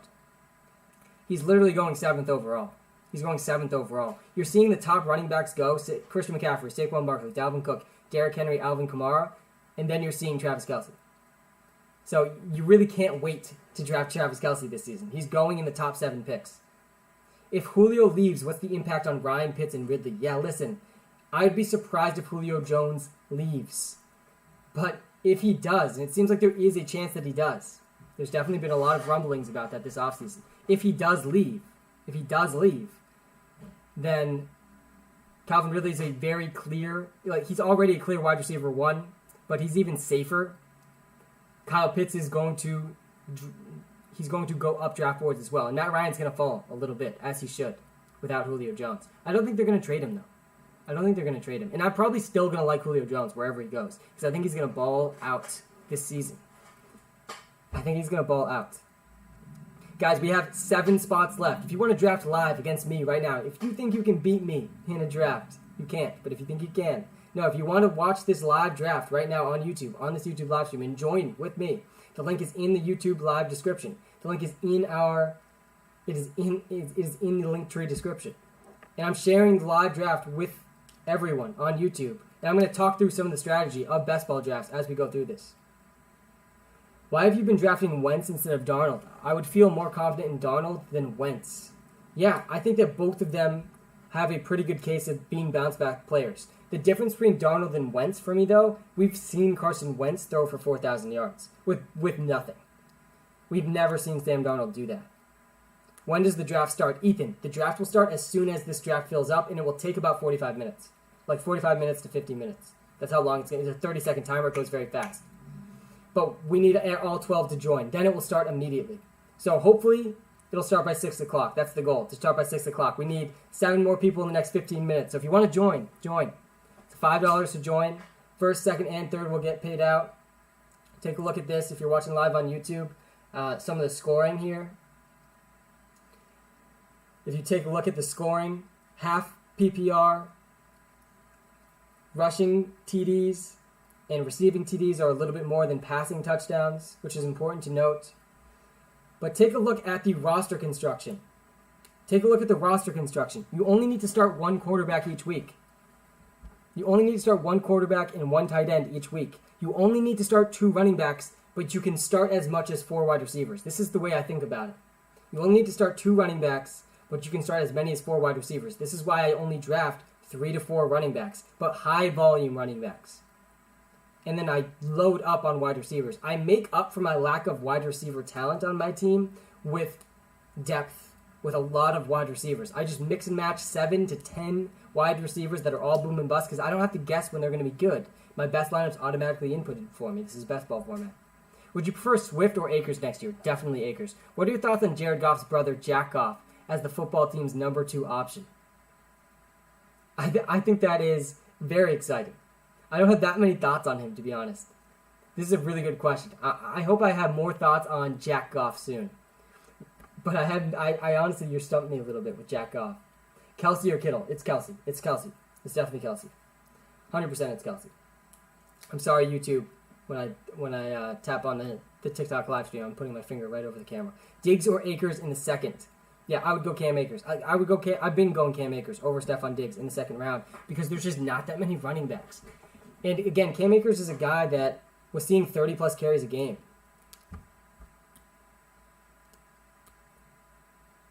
Big year for Swift. Yeah, Jack Andrew. That was pretty clever, honestly. Usually those don't go by. Those slide by me.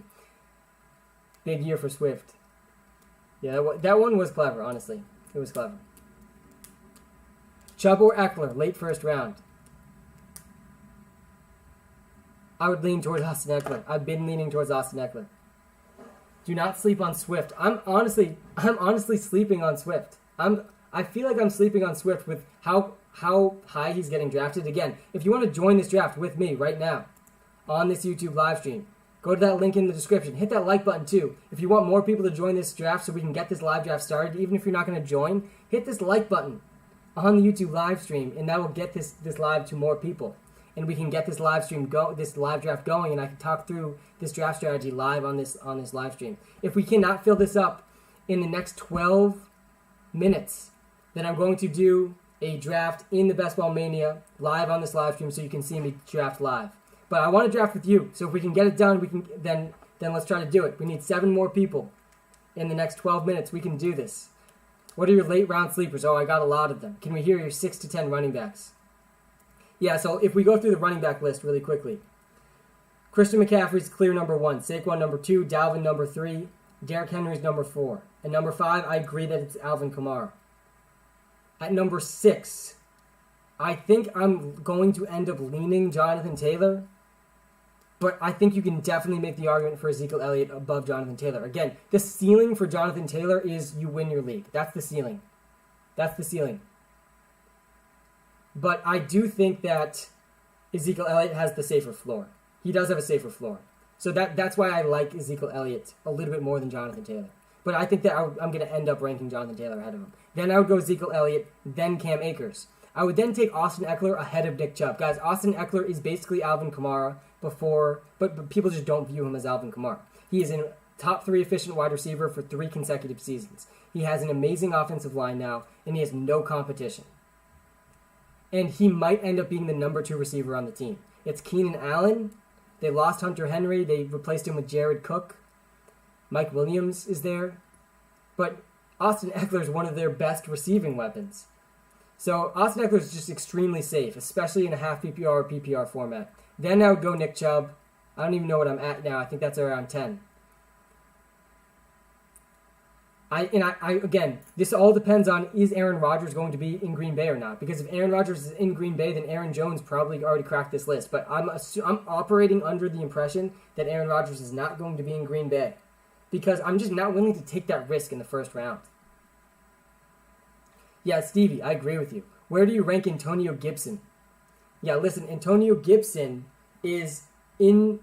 Someone asked a good question that's related to the Antonio Gibson thing. Someone asked, what is the ADP, Jeremy? What is the ADP for Chris Carson and J.K. Dobbins? They're my tier breaks. And I think, Jeremy, that's a good way to think about things. I think about things in the same way a lot of times, especially as I go through a lot of these drafts. Like, where are the tiers ending? I talked a little bit about my tight end tiers. But for running backs, if we look at the running backs here, again, I'm sharing my screen live on YouTube if you want to come watch live on YouTube. WalterPicks on YouTube, and the link is in our link tree and in our TikTok bio. But to me, I don't even think that's where I would do the tier break. You were saying Chris Carson and J.K. Dobbins. J.K. Dobbins, I think to me that is the tier break. J.K. Dobbins. Miles Sanders and Chris Carson, to me, both should be high volume running backs, talented running backs, and run first offenses. But they're a little sketchy. Both of them are a little bit more sketchy to me than J.K. Dobbins, who isn't going to do that much as a receiver because Lamar Jackson does not throw to his running backs. Guys, we're half filled. We're half full. We're going to be a glass half full type of live stream today. 6 spots left if you want to draft live against me right now. Hit that link in the description on the YouTube. It's $5 to join. Just $5 to join. By the way, when you do sign up for Underdog, it does cost money. I'm going to be very upfront about that. It does cost money. But when you do sign up for Underdog, if it's your first time signing up, you'll actually get a free $25 to play on the app. Free $25. I think it's like $5 or $10 that you have to deposit.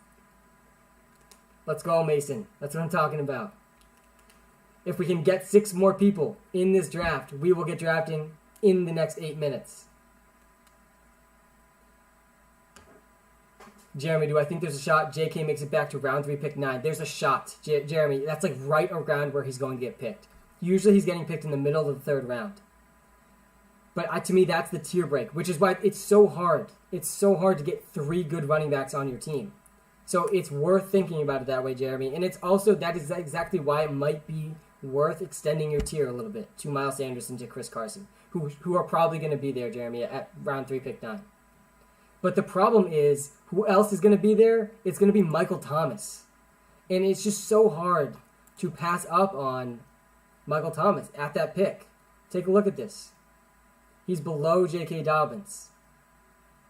And in a lot of cases, because running backs go so early and everyone starts freaking out because they see all of the running backs go early, people are going to take Miles Sanders before Michael Thomas, Chris Carson before Michael Thomas. I've seen people take Myles Gaskin before Michael Thomas, and I just don't think that's a smart thing to do. Is it insane to go running back, running back, running back? No, I don't think it's insane. I really don't think it's insane at all. I don't think it's insane at all. Julian, how's it going, man? But I think that the tier break for me is J.K. Dobbins. MT equals big year. Winston's going to look his way every pass play. Yeah, exactly. If Jameis Winston wins the quarterback job, they are going to throw the ball to Michael Thomas at least 150 times in the season, and he's going to finish as a top 5 fantasy football wide receiver, and you're getting him in the 3rd round. It's absolutely insane. Taysom Hill is the QB. This is the thing. A point per slant league. That's good. The thing with Taysom Hill is he might play quarterback for the Saints. I'm definitely not confident in that. But it's absolutely a possibility. Michael Thomas, wide receiver 1 season, boys. Yeah, I'm excited for Michael Thomas. Yeah, this is the thing. Like, Taysom Hill's basically a running back. He's basically a running back. I can't picture him legitimately being the starting quarterback for all season. Drafting Alvin Kamara for the 3rd year in a row and will win leagues again. Yeah, guys, Alvin Kamara scored, like, what was that, 6 touchdowns in a season?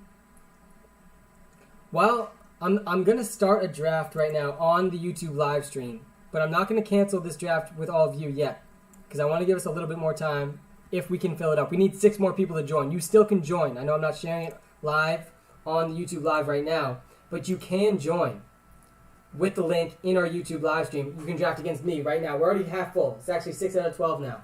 $5 to join. But I'm actually going to do a live draft right now on the YouTube live stream. This is a $25 entry into the Best Ball Mania. And I'm going to be talking through some of my strategy in this draft. And you might witness me win $1 million on this live stream, because this could be my ticket to winning $1 million. I'm going to win it, guys. I'm doing 150 of these drafts. I'm maxing out 150 entries. Terry, MC, or MT. I have to think the Saints... I would go Michael Thomas over Terry McLaurin, definitely. I have to think the Saints voided Taysom contract because they realize he's not a good QB.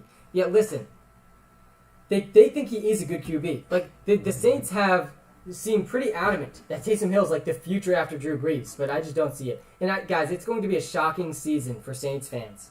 They're going from Drew Brees, one of the most talented, most accurate quarterbacks of the history of the NFL, Drew Brees, to Jameis Winston.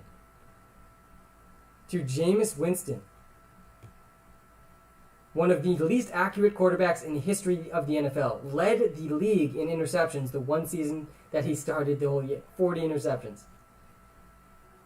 Yeah, I do think Jameis Winston is the future. And it would be exciting. It would be exciting to see Jameis Winston get another chance. Are you taking Justin Jefferson, Michael Thomas, or Allen Robinson? Justin Jefferson is going like a full round to 2 before Michael Thomas. Which is why I'm taking Michael Thomas. And yeah, I'd rather Michael Thomas over Allen Robinson. So if you want to draft live against me right now, yeah, the season's going to suck for Saints fans. It could be tough. It definitely could be tough, Grant. You can join, hit that link in the YouTube live stream. We are only 6 people away. We only need 6 more people. Only 6 spots left if you want to join. Again, that link is in the YouTube live stream. I'm also going to do a live draft on this YouTube live stream. We need one more person to join in this Best Ball Mania too. This tournament where the first place prize is $1 million. Is Underdog ADP free to see? Or do you have to pay to see? No, it's completely free. It's free to see. And you actually, if you see my screen right now, Mason, I don't think you can. I don't think you can enter a promo code after you've made an account. But if you see my screen right now, if I go to account and maybe it's in drafts. If I go to drafts, NFL, there's somewhere to do rankings that I'm not seeing right now. But there's definitely a place you can see ADP like without even entering a draft. So there's definitely a way you can do it. I'm not. It might be in an account. I'm not sure. I'm not seeing. I have some of my screen blocked in front of me. Yo, what is the site? The site is Underdog Fantasy. The link is in the YouTube description. We're live on YouTube and TikTok right now. It's also in our link tree. I'm doing a live draft right now, a $25 draft. A best ball draft. I'm going to be talking about best ball strategy, explaining the format a little bit. It is a relatively new fantasy format, but it's one of my favorites because I get to do the draft with no in-season time commitment. Because I'm in way too many leagues as is, high stakes leagues too. So I can't be thinning myself out during the NFL season with too many roster management. Like I also have 2 full-time jobs currently. I currently run the WalterPicks company, and I'm a full-time high school math. I can't be in so many leagues. But what Underdog allows me to do is only draft. It's going to input. It takes away all of the in-season management. So what do you do during the NFL season? What do I do during the NFL season? I grind is what I do. I wake up at around 4:30 in the morning. And I don't stop working until about 10:30 at night. What math do you teach? I teach algebra and statistics, high school math. I'm going to be starting this draft live. After this draft, we will be wrapping up if we can't fill the draft with some of you. We got half the draft filled. We only need 6 more people if you want to draft live against me right now. Again, that link is in the YouTube live stream. But we need one more person to join this draft, then this draft will begin, and we can start talking some strategy once I get my draft pick, which is exciting. That should happen probably in the next couple of minutes. Do you do any leagues with your students? No, Josh. Actually, most of my students don't follow the NFL. Most of my students follow soccer more than the NFL. Yeah, Mason, some of them do. Some of them do. Most of them know that I'm on TikTok, which they think is funny. But most of them just aren't that into fantasy football. Underdog isn't allowed in my state. That's disappointing. We drafting fantasy. Yeah, of course we're drafting fantasy. How early does Eckler go? By the way, if you want to join this draft with me live right now, go to the YouTube live stream. The link is in the description. WalterPicks on YouTube. The link is in our TikTok bio. How early does Eckler go? Eckler is going to be one of my favorite fantasy football players this season. One of my favorite fantasy football players. He's my 3rd most drafted running back. I've done 54 drafts so far. Is Underdog available on mobile? Yes, their mobile platform is even better than their desktop platform. The thing about Austin Eckler is he's basically Alvin Kamara, but without the price tag of Alvin Kamara. He's going in the end of the 1st round, beginning of the 2nd round. I'm drafting him consistently. I pick 10, 11, 12, 13, 14. That's too bad, Ethan. You're close, though. Don't worry. Next offseason. How early does Swift go? DeAndre Swift is going in the end of the 2nd round. Who are your most drafted players? Yeah, I'll show you this again really quickly. If I go to completed here. Take a look at this. These are my most drafted players right here on the screen right now on the YouTube live stream. Mahomes 8th overall? No, definitely not Mahomes 8th overall. But my most drafted player out of all players is Kareem Hunt. Kareem Hunt, because the floor is so there, right? His floor is running back 3. Nick Chubb stays healthy. Yeah, I have tried Sleeper Fantasy. I have. I think their app is great. The best part about Kareem Hunt in best ball format is the ceiling. Because the floor, we know, is a running back 3 with Nick Chubb. He's going to get 10 to 15 touches a game. He's going to score he's probably going to score like 5 to 9 touchdowns throughout the season. And he's going to get some catches. But if Nick Chubb gets injured, Kareem Hunt all of a sudden top 5 running back in fantasy football. And league winner. And it's all about upside. It's all about upside in these drafts. All right, this draft is starting, guys, in 50 seconds. And we got the 5th overall pick. Let's go. We love to see it. That's putting us squarely in Alvin Kamara or Travis Kelce range. I've seen Saquon Barkley slip that far as well. I think I'm going to take Travis Kelce if he's there, though, because I haven't got him in very many leagues. And I just love the positional advantage. I love not having to worry about tight ends basically the entire draft. So I will take Travis Kelce 5th overall if one of the top 4 players isn't there. Especially with Marlon Mack returning. Yeah, Jonathan Taylor to me, has insane upside. That's why he's going in the 1st round. He's going in the first, I think, 8 picks. We'll see what happens in this draft that I'm doing right now on the live YouTube. You can see my screen. I'm literally drafting right now with the 5th overall pick. And you can watch, and I'm going to talk some best ball strategy. The draft just started. And 1st overall, as usual, hopefully, we'll see Christian McCaffrey go, because it honestly bugs me when people don't take Christian McCaffrey 1st overall. So we'll see how this draft goes. Yeah, Christian McCaffrey goes 1st overall. I'm praying that Saquon Barkley slides to 5 to me in this draft. Take Darnold later in your drafts as your starting QB. Yeah, I like Sam Darnold this year at his price. Guys, the Adam Gase effect is incoming, and it's incoming fast. It's incoming fast for Sam Darnold. The Adam Gase effect, it's coming for everyone on the New York Jets team. And it's going to be here soon. Guys, Saquon Barkley here at 5th overall. You are all... Oh, no. I spoke too soon. He's the 3rd overall. What makes you so high on Jacoby Myers after the pass out to Aguilar and Kendrick Bourne? I'm not that high on Jacoby Myers, but what's really happening in these drafts is Jacoby Myers is there with the last overall pick. Wait, who went? Jonathan Taylor was picked, so I have to take Derrick Henry. I want Travis Kelce, but I'm going to take Derrick Henry because he just gets so much volume that I can't pass him in 5th overall. And look at this. Travis Kelce goes 6th overall. I was deciding between Derrick Henry and Travis Kelce. So that makes me feel a little bit better.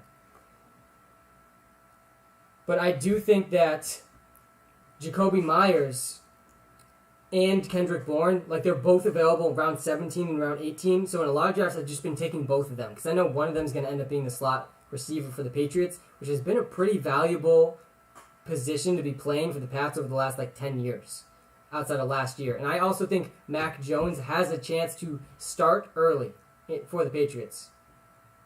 And if that happens, I think either Kendrick Bourne or Jacoby Myers is going to be a sleeper in fantasy at the price. Again, last round picks. You'll see who's available if you stick around for this whole draft. This draft I'll probably be wrapping up right around 6:45. This draft will probably take 40 to 45 minutes. You'll see who's there at the end, and it's not pretty, which is why I'm going Jacoby Myers and Kendrick Bourne. Again, I'm doing this live draft right now. If I go to draft here, let me go back to this so you can see my team. I took Derrick Henry with the 5th overall pick. He usually goes with the 4th overall pick, so I was pretty pleased with this. And I can show you the draft board setup as well. If you want to take a look at this first round, take a look at this. Again, I'm sharing my live screen on YouTube so you can see what's going on in this draft as I'm drafting. Much better layout. Yeah, this is a much better layout. You're right. So I took Derrick Henry 5th overall, and you're seeing running backs fly off the board. We saw Travis Kelce go 6th overall, and now it's running back. What do you think George Kittle's ADP should be? I think he should be going in the beginning of the 3rd round, which is around where he is going. I've been able to get him in the beginning of the 3rd round in some cases. But I like Darren Waller better. So I've been taking Darren Waller over George Kittle. Thoughts on Pats getting Julio? That's not an official thing, right? If they were to get Julio Jones, don't get me excited like this. No, the Pats did not get Julio Jones. And the Pats aren't going to get Julio Jones because that's just not what the Patriots do. But I would be so excited because I think Julio Jones is still a top 10 talent in the NFL. Are you going to take Waller in the 2nd here? Yeah, listen, I got to go back to this other view now because I got to start thinking about who I need to take. And if I'm looking at this, DeAndre Hopkins is still available. Darren Waller picked before my pick. Look at how high people are taking Darren Waller. Rightfully so. And now I'm in a tricky spot because I know I want 2 or 3 running backs. But DeAndre Hopkins is available. Clyde Edwards-Helaire also available. But I'm going to end up taking Antonio Gibson here. I'm taking Antonio Gibson over DeAndre Hopkins. It doesn't feel good. But you're going to see there's just not going to be that many running backs left very soon. And Antonio Gibson is still in this top tier of running backs. He still has upside. Where would DeAndre Swift or Zeke fall? Well, if you come to the YouTube live stream right now, I'm literally drafting live on YouTube. You can see the draft board. And in this draft, Ezekiel Elliott went 9th overall. DeAndre Swift has not been picked yet, and it's the end of the 2nd round. I took Antonio Gibson over DeAndre Swift. I already feel bad about passing on DeAndre Hopkins because DeAndre Hopkins is one of the safest wide receivers in all of fantasy football. But again, with the strategy, roster construction-wise, with what I'm going here, I'm drafting 3 or 4 running backs, and then I'm literally not going to draft a running back again. So I need good running backs for that strategy to work, which is why I'm drafting Antonio Gibson in the 2nd round. And I do think Ryan Fitzmagic is going to bring some magic to that Washington offense. The worst part about Antonio Gibson is J.D. McKissick. Why is he getting targets over Antonio Gibson? That is the scariest part about Antonio Gibson. I would much prefer Najee Harris over Antonio Gibson. I'm not loving the start to this draft so far. And you see George Kittle went right after. This gives you kind of a picture of where Darren Waller and George Kittle have been going. This is pretty realistic to what I've been seeing in the other 54 drafts that I've done so far. So I'm going to be back on the clock soon, and if we take a look at who's left, in this draft for me to take, with my 3rd pick, DeAndre Swift and J.K. Dobbins are sitting there, and I'm interested in both. I'm interested in both of them. I'm also very interested in Michael Thomas. I'm hoping that one of these three guys is available at my pick. DeAndre Swift, J.K. Dobbins, or Michael Thomas. Because look at the running backs left, guys. Look at the running backs left. This is the end of the tier. We're in the middle of the third round. And look at what's left.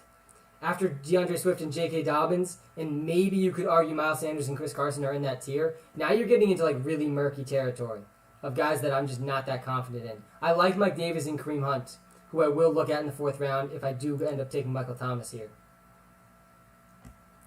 But if I take another running back, it's probably my last running back in the whole draft.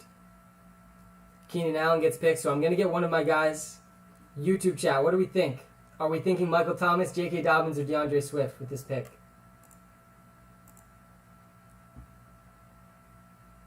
What is the worst spot to draft out of? I'm still experimenting with a lot. DeAndre Swift gets taken. So J.K. Dobbins versus Michael Thomas is the decision I've had to make a lot. And again, because of the roster construction I'm going for, I'm gonna go with J.K. Dobbins. I want to go with, a lot of people are saying J.K. Dobbins. DeAndre Swift just got picked, so I can't take DeAndre Swift. Slant King is there. Guys, Michael Thomas is going to be so good. The problem is there's no other good running backs left. And so I took J.K. Dobbins. And honestly, a better team probably would have come of if I took Michael Thomas and then waited around and got Mike Davis, or I got Kareem Hunt. But I went with J.K. Dobbins here, and now I'm literally not going to draft another running back in the entire draft. And I'm going to end up drafting 10 wide receivers on this team. And again, I don't have to decide which ones to play each week, right? It's a best ball league. So I took J.K. Dobbins over Michael Thomas, partially because I don't think I would do this in a season-long league. I think I would have taken Michael Thomas. Because Michael Thomas, one of the best things about Michael Thomas this season is how many targets he should get, which is good for start-sit decisions. He's just not a guy you're going to have to think about. But I don't have to make start-sit decisions here. I can put together 10 boom and bust wide receivers. This is why I was leaning towards this strategy that I ended up going with J.K. Dobbins. So I did end up getting 3 pretty good running backs. I started 3 straight running backs here. It looks like I'm the only person that did that, by the way. Take a look at this draft board, which I'm excited about. Because now all of these guys in this league are going to have to be drafting running backs in the middle of rounds, like not very good running backs in the middle rounds. Look at that guy that got Michael Thomas, though. God, look how late Michael Thomas went. End of the third round. Insanity. Jamar Chase went in the middle of the third round? That's insane. I have not seen that. Usually he's available in the end of the fourth, beginning of the fifth round at least. Jamar Chase before Michael Thomas is insane. I think Michael Thomas is going to finish as a top 10 wide receiver this season. I would be pretty surprised if he didn't, if he stays healthy. And again, if you're watching live on TikTok, we are live on YouTube right now as well. And I'm sharing a live draft with you on YouTube. CeeDee Lamb is an absolute lock this season, by the way. What he did last season is his absolute floor. That's his floor. And his ceiling is going to be a top 15, top 10, top 5 wide receiver. That is within his range of outcomes. Dak Prescott is going to elevate him to a whole nother level in his second year of the NFL. And there's still a lot of good receivers available in the third round, in the fourth round. And when you start to see running backs getting picked now, look at the running backs that are getting picked around how good these receivers are. And we'll see this throughout this draft. The nice thing for me now is I don't have to worry about drafting any more running backs. What is your YouTube? WalterPicks. It's also in our link to our TikTok account. Julio Jones in the fourth round. Absolutely insane value. I really wish I could have gotten him in this draft. Mike Evans goes. Let's see who's going to be left for me with my pick.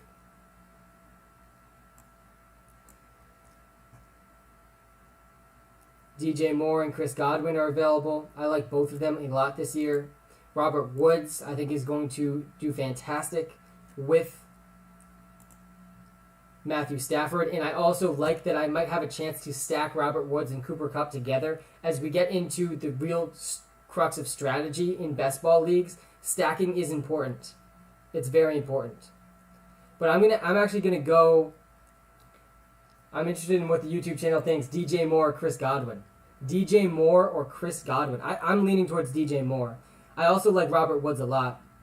But I usually use average draft position as some sort of a tiebreaker. Chase before Julio and Chase before Michael Thomas was insane. But I'm gonna draft DJ Moore here. There's no more Curtis Samuel. DJ Moore has a significantly higher receiving floor than he had last season. And I do think Sam Darnold's going to be fantastic for him.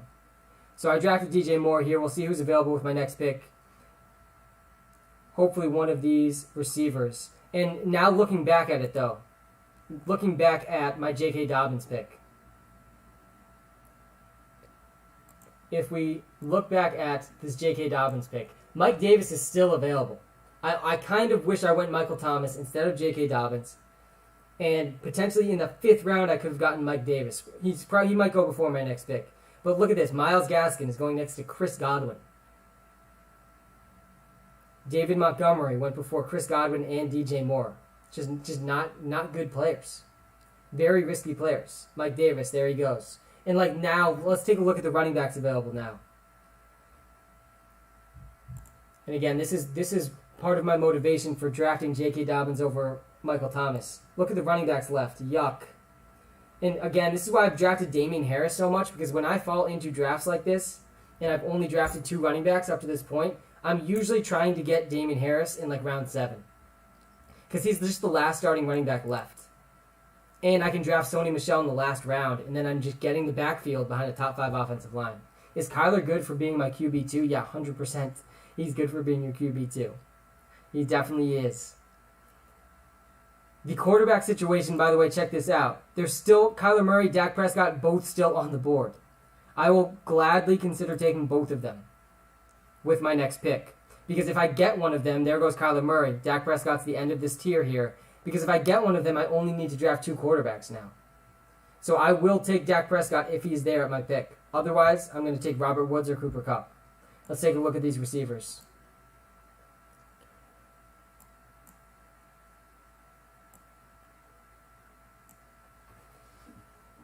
Kenny Golladay picked before Robert Woods, before Tyler Lockett, before Cooper Kupp. I very much disagree with that. I'm going to be taking Dak Prescott next if this guy doesn't take him. I will not be surprised if he does take him, though.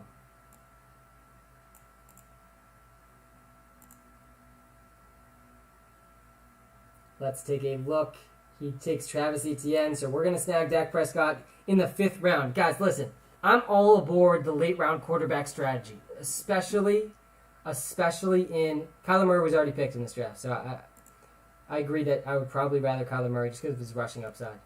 But in this format, guys, again, roster construction is really important because if I only have to draft 2 quarterbacks, now I get to draft another wide receiver. And I am in on the late round quarterback strategy. There's a lot of good quarterbacks available late. But if I do that approach, I have to draft 3 quarterbacks. I'm going to end up drafting 3. Now I only need to draft 2. And if Dak Prescott can stay healthy for a whole season, I'm going to be top 5 in this league in quarterback scoring, but I only had to allocate 2 quarterbacks to my team, which is going to help me be better at wide receiver scoring. So that's my approach. That's my approach in this league, in this team.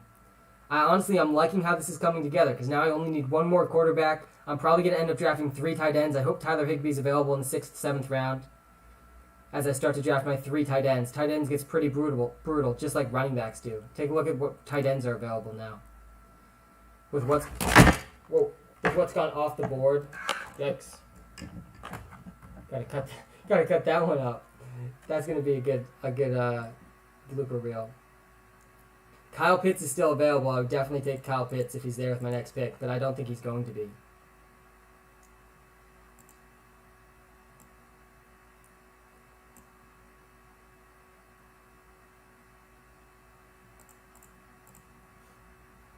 Do you think best ball ADPs will be accurate to regular redraft? If not, what position do you think is going higher or lower? Yeah, it will be similar, but definitely not exactly the same. Definitely not exactly the same. I'm going to be so excited if I get Kyle Pitts. By the way, both these guys have tight ends already, so I might get Kyle Pitts. What about Joe Mixon? Joe Mixon's going in the 2nd round. I think I'm about to get Kyle Pitts, which is super exciting. Yes, that means I might be able to get away with only 2 tight ends. I snagged Kyle Pitts in this draft. My team's coming together pretty nice, guys. I'm not going to lie, I'm liking the upside that's on this draft. But yeah, I think in terms of season-long drafting, I think that I feel like in the average season-long league, like take a look at where these quarterbacks went again.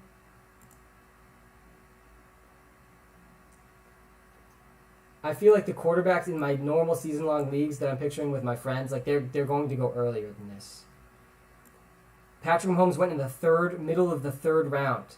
Lamar Jackson went in the fourth round. Josh Allen went in the end of the fourth round, like beginning of the fourth round. Lamar Jackson went end of the fourth round. I got Dak Prescott in the middle of the fifth round. Like I don't see that happening in a season-long league. I see all of those guys getting picked earlier, which is why the late round quarterback strategy works. But if people are really going to buy into the late round quarterback strategy this much, where Dak Prescott's available in the fifth round, I'm going to be drafting Dak Prescott in the fifth round. Because there are tiers of quarterbacks. And he is in tier 1. With Patrick Mahomes, with Lamar Jackson, with Kyler Murray, and with Josh Allen. That's the end of the tier. That's tier 1. So I'll gladly take Dak Prescott in the fifth round when you had to take Patrick Mahomes in the second or the third round. Guys, Dak Prescott was leading the league in passing yards per game before he was injured. Gotta love the crazy eyes. Yeah, I forgot I left this photo up on the TikTok. Adam Gase effect is incoming for everyone on the Jets, including Jameson Lee Crowder. It's happening. It's absolutely happening. And I'm about to be back on the clock here. Let's take a look at what I'm looking at.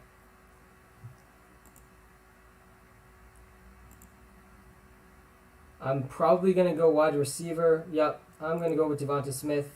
I'm going to take Devonta Smith over Deebo Samuel and Juju Smith-Schuster. And again, this is something I might not do in a normal season-long league because Devonta Smith might be very much boom or bust. But I can promise you one thing. The boom is coming for Devonta Smith. The boom is coming. The boom weeks are going to happen. Devonta Smith is going to be a very, very, very good wide receiver in the NFL. And I love getting him on my best ball teams. Because again, I'm trying to mix and match like 8 to 10 boom bust wide receivers here. And so far I have Devonta Smith and DJ Moore. Absolutely loving how this team's coming together. I didn't love it at the beginning. It's tough when you draft 3 straight running backs. But me being able to ignore the running back position for the rest of the draft, look at the running backs being drafted. Trey Sermon, complete question mark. Raheem Mostert, complete question mark. Javonte Williams, complete question mark. Leonard Fournette, complete question mark. Can I join your fantasy league? Yeah, the link is in the description on YouTube. And we'll be doing more live streams, by the way. I scheduled in advance a few of my next live streams on TikTok. I'm really excited about their scheduling feature. And you can sign up and you'll get reminded about my future live streams if you go to that schedule thing on our TikTok profile. Thanks for the follow, man, Lincoln. I appreciate it. I dropped Tony Pollard for DJ Chark somehow. LOL. That's crazy.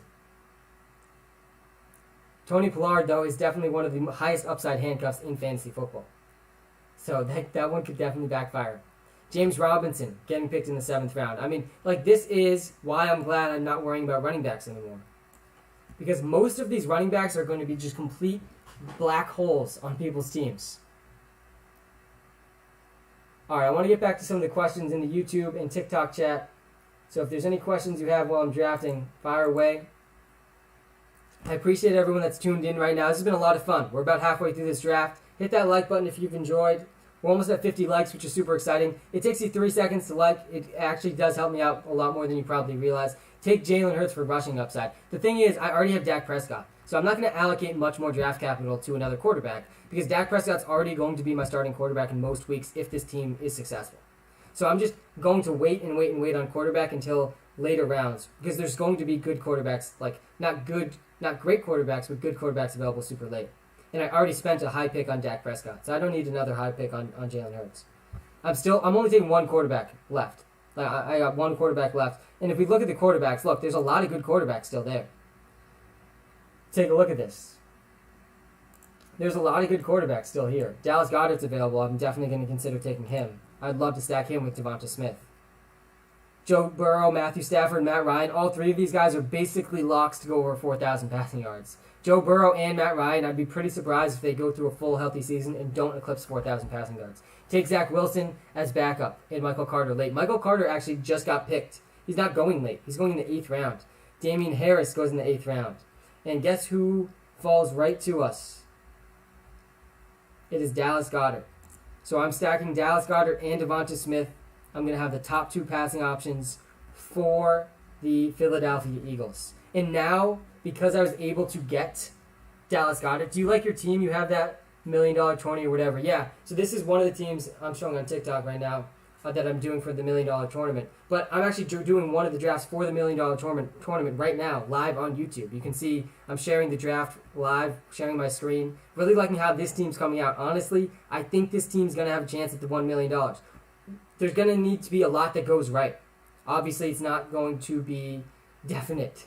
There's a lot of teams I'm competing with. But I'm going with the hyper-fragile running back strategy, and I have Derrick Henry. So if he can make it through a full season, he's going to get 30 carries a game, and that's basically one running back spot I don't need to worry about each week. And I only need to start 2 running backs. So Antonio Gibson and J.K. Dobbins, they got to combine to fill in that second running back role consistently. If that happens, well, I got Dak Prescott and some other second QB that I'm going to draft later in the draft. That's going to give me top 5 quarterback scoring.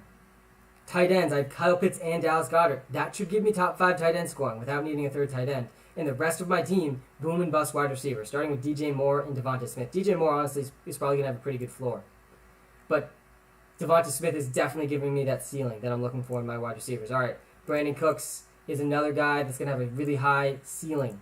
Especially, we don't know what's going on with Deshaun Watson. But even if Deshaun Watson's not on the Texans, Brandon Cooks, what is this tourney? It's on Underdog. It's on Underdog. It's the best ball tournament. And first place gets $1 million. It's $25 per entry. What pick should I get Kenny Golladay? Like 5th or 6th round, if you really want Kenny Golladay.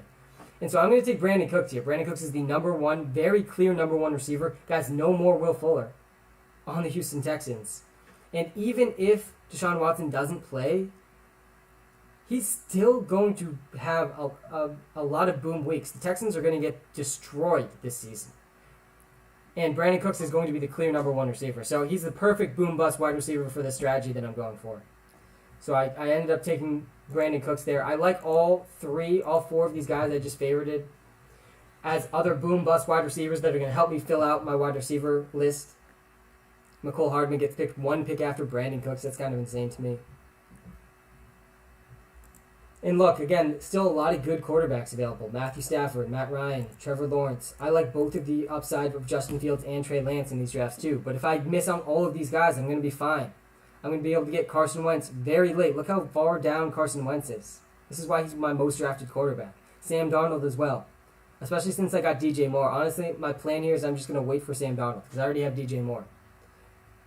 So I'm going to wait for Sam Darnold. Hopefully I'll be able to get Terrence Marshall late in this draft too. And then I can stack Sam Darnold, DJ Moore, and Terrence Marshall. This is how I'm thinking about things. I'm now trying to maximize the upside of my roster. I've set the base. Now I'm trying to maximize upside with receivers and stacking those receivers with as many other positions as I can. We will see how this turns out. Take a look at this draft so far. I will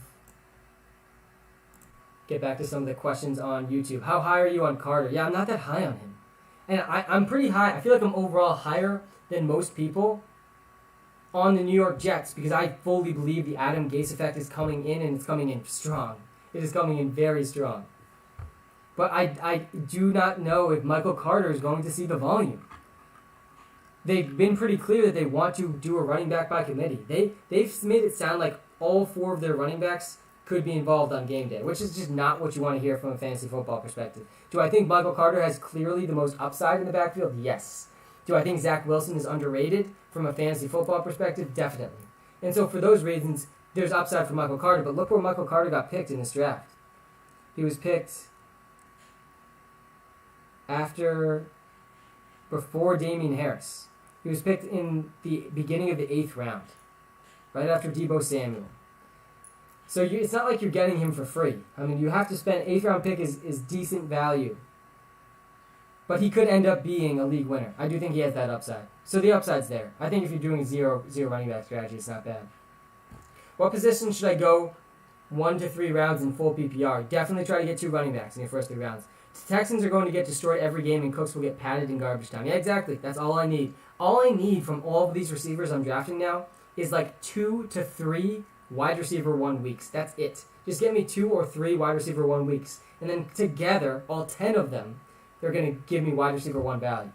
That's the goal, right? That's the goal. I don't need him to be consistent. I just need 2 or 3 wide receiver 1 weeks out of him.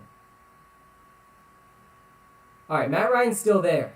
Look at this string of quarterbacks that just got picked. I know I was talking about Sam Darnold. But Matt Ryan, after all 4 of these quarterbacks, is looking a lot more enticing to me. Let's take a look at the receivers available. Darnell Mooney is interesting. Jalen Reagor, I could add that stack. I like Judy Lamb and Ruggs. I think Ruggs is a very good value pick, but I'm actually going to draft Matt Ryan here. I know I was saying Sam Darnold. It should auto draft Matt Ryan for me. I know I was saying Sam Darnold, and I still might take Sam Darnold to finish the stack. But I mean, now I really don't need another quarterback. I mean, take a look at my team. I have Dak Prescott and Matt Ryan. Both of them are probably going to go over 4,000 passing yards. Were you in that TikTok fantasy league that a few other creators were in? I think I don't know. There's a few of them. Last year I was in a dynasty league with some TikTok people, and I came in first, which was exciting. What app is this on? I want to do a draft.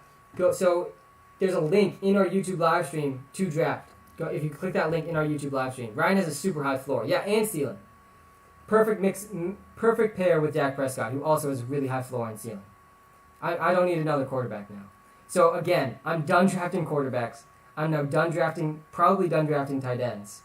And I'm done drafting running backs too, which means the rest of my team, this is going to be a very high upside team. I get to draft only wide receivers now.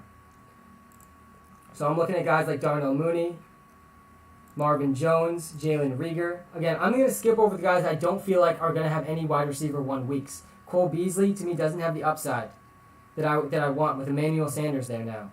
Gabriel Davis, same thing. Nelson Aguilar, he could be the top receiver for the Patriots, so I'm interested.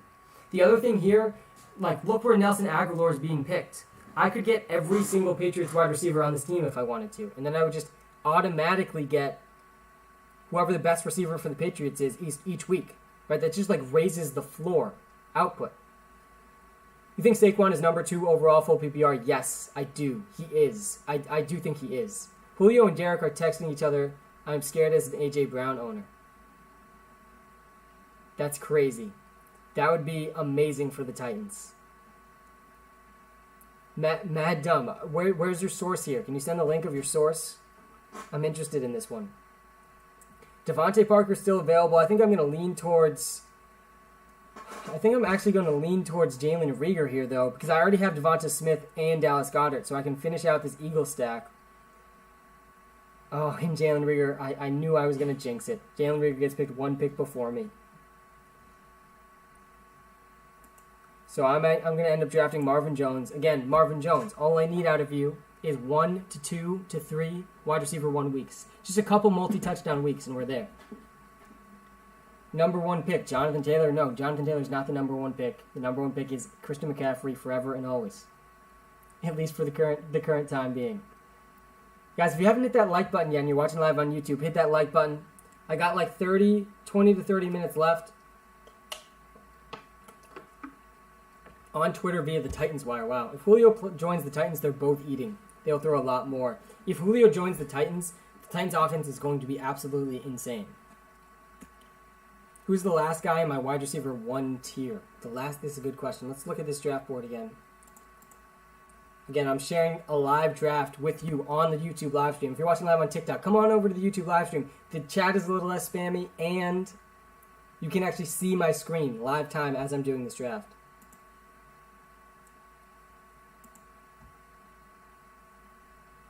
And I want to move. Okay. So if we look at the end of my tier 1 wide receivers, well, if Julio Jones joins the Titans, A.J. Brown's not probably going to be in this tier anymore, but I'm going to assume Julio Jones is still on the Falcons. I would say that the tier probably ends for me at DeAndre Hopkins. Tyreek Hill, Stephon Diggs, Devonta Adams, A.J. Brown, DeAndre Hopkins. That is the end of tier 1. Those guys are all so safe and yet have such high ceilings. That is tier 1. The high ceiling, high floor tier. Henry Ruggs gets picked. I was hoping to get Henry Ruggs. I think he's in like 11th round. Henry Ruggs fits the bill of exactly what I'm saying. Henry Ruggs is going to have a few wide receiver 1 weeks, at least.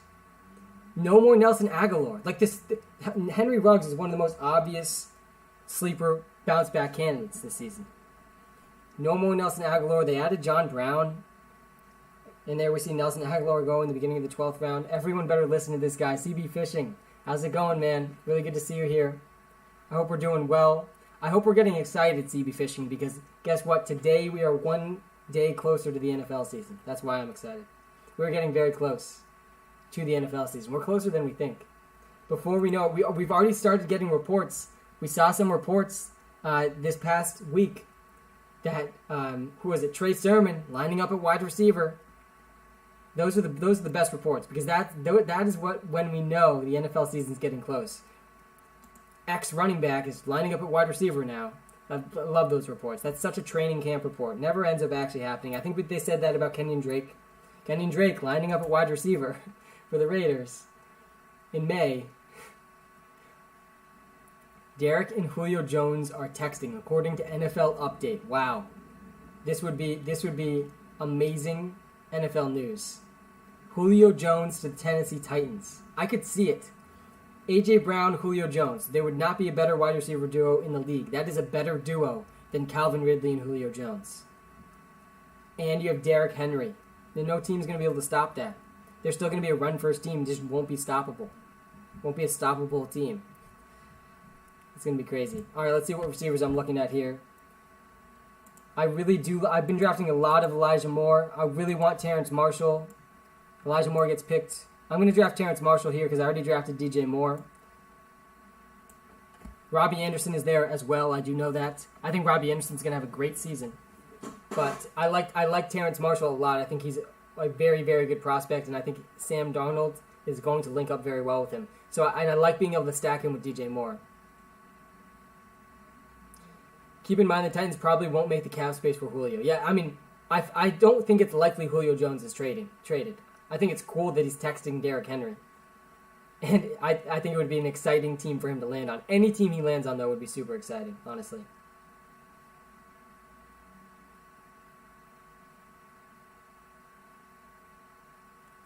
No, definitely would not be good for A.J. Brown fantasy owners. For people that have A.J. Brown on their fantasy team, yo, Sam, why only one running back? Well, this is just the first 4 rounds. And usually I do draft 3 to 4 running backs. Again, I'm showing a team. I will do a few 0 running back drafts in this format because I need to mix it up. I'm drafting 150 teams into this tournament. And Stephon Diggs, Michael Thomas, like the 0 running back teams that you get, the wide receivers you build, are pretty insane. This is just one example of that. But most teams, like I'm showing right now live on YouTube, most teams I end up drafting, I draft 3 to 4 running backs in the first 4 to 5 rounds. I have Derrick Henry, Antonio Gibson, J.K. Dobbins on this team I'm drafting on YouTube right now. Where did Elijah Moore fall, and was it a good value? Yeah, it was a good value. I was actually about to take him. He fell to the 12th round. Elijah Moore fell to the 12th round of this draft. That's a fantastic value, if you ask me. He could easily be the top receiver for the Jets. Who's going to be the top receiver for the Jets? Elijah Moore, Jamison Elite Crowder, Denzel Mims. You still plan on doing the $5 league after this draft? If we can fill it up, yes. If we can fill it up, but I'm not sure we're going to be able to. I think we had, let's take a look. It's my pick right now. I'll take a look after this. What receivers are available here? Brashad Perriman, yes please. Brashad Perriman might lead that team in receiving. Corey Davis as well, my bad. Corey Davis is on the Jets too. Elijah Moore, Corey Davis, Denzel Mims, Jamison Elite Crowder. I'd say two of those 4 guys are going to end up being steals in fantasy football because I think Zach Wilson's going to be better than usual. Yo, Walter, pick a running back. This is just a 0 running back lineup here. This is not indicative of my usual teams. Here, let's take a look.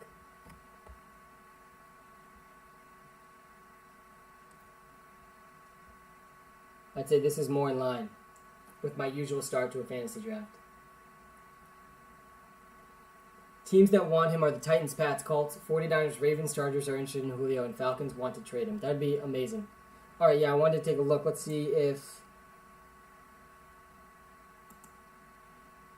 Yeah, I think we're going to have to scrap this draft. We will be trying to do these drafts, though, live with me. Yeah, I will show you who's available in a second. But I'm going to end Coil NFL, Mason Gould, Dolan, Luke. I really do appreciate all of you joining. I really do. We're going to be trying to do this again. And by the way, when I leave this draft, you're going to get fully refunded. It's not like we're stealing $5. Underdog is very good about the refunds. Hopefully you learned something about best ball still in this live stream. I'm going to leave this draft now. You can as well. But I'm still going to finish this draft live on this live stream. And then I'll wrap up for the night. Let me know if you have any questions about that. I can't see the Pats doing that, but I also didn't see them spending as much as I did in free agency. Yeah, I mean, I definitely could see them continuing to surprise us. You never really know what the Pats are going to do, but Julio Jones would be pretty surprising. I have 4 rounds left, so like 10 to 15 minutes, then we'll be wrapping up. I've appreciated everyone that hopped on this live stream with me. It's been a really fun one. We've been live for a couple of hours now. Going to be wrapping up soon. Again, if you want to know when my next live streams are, they are scheduled on TikTok. You can actually sign up for them in advance now, which is exciting.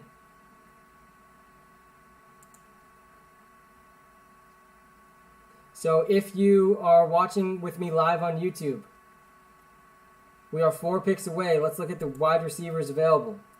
Emmanuel Sanders is still there. He could end up being the number 2 guy for the Bills, so I'm definitely in for Emmanuel Sanders if he's still there. Jamison Crowder, and this is why, by the way, if you were with me at the beginning and I was showing you kind of my drafting percentages of each player, this is why I have so much of Jacoby Myers. Look how low Jacoby Myers is on this list.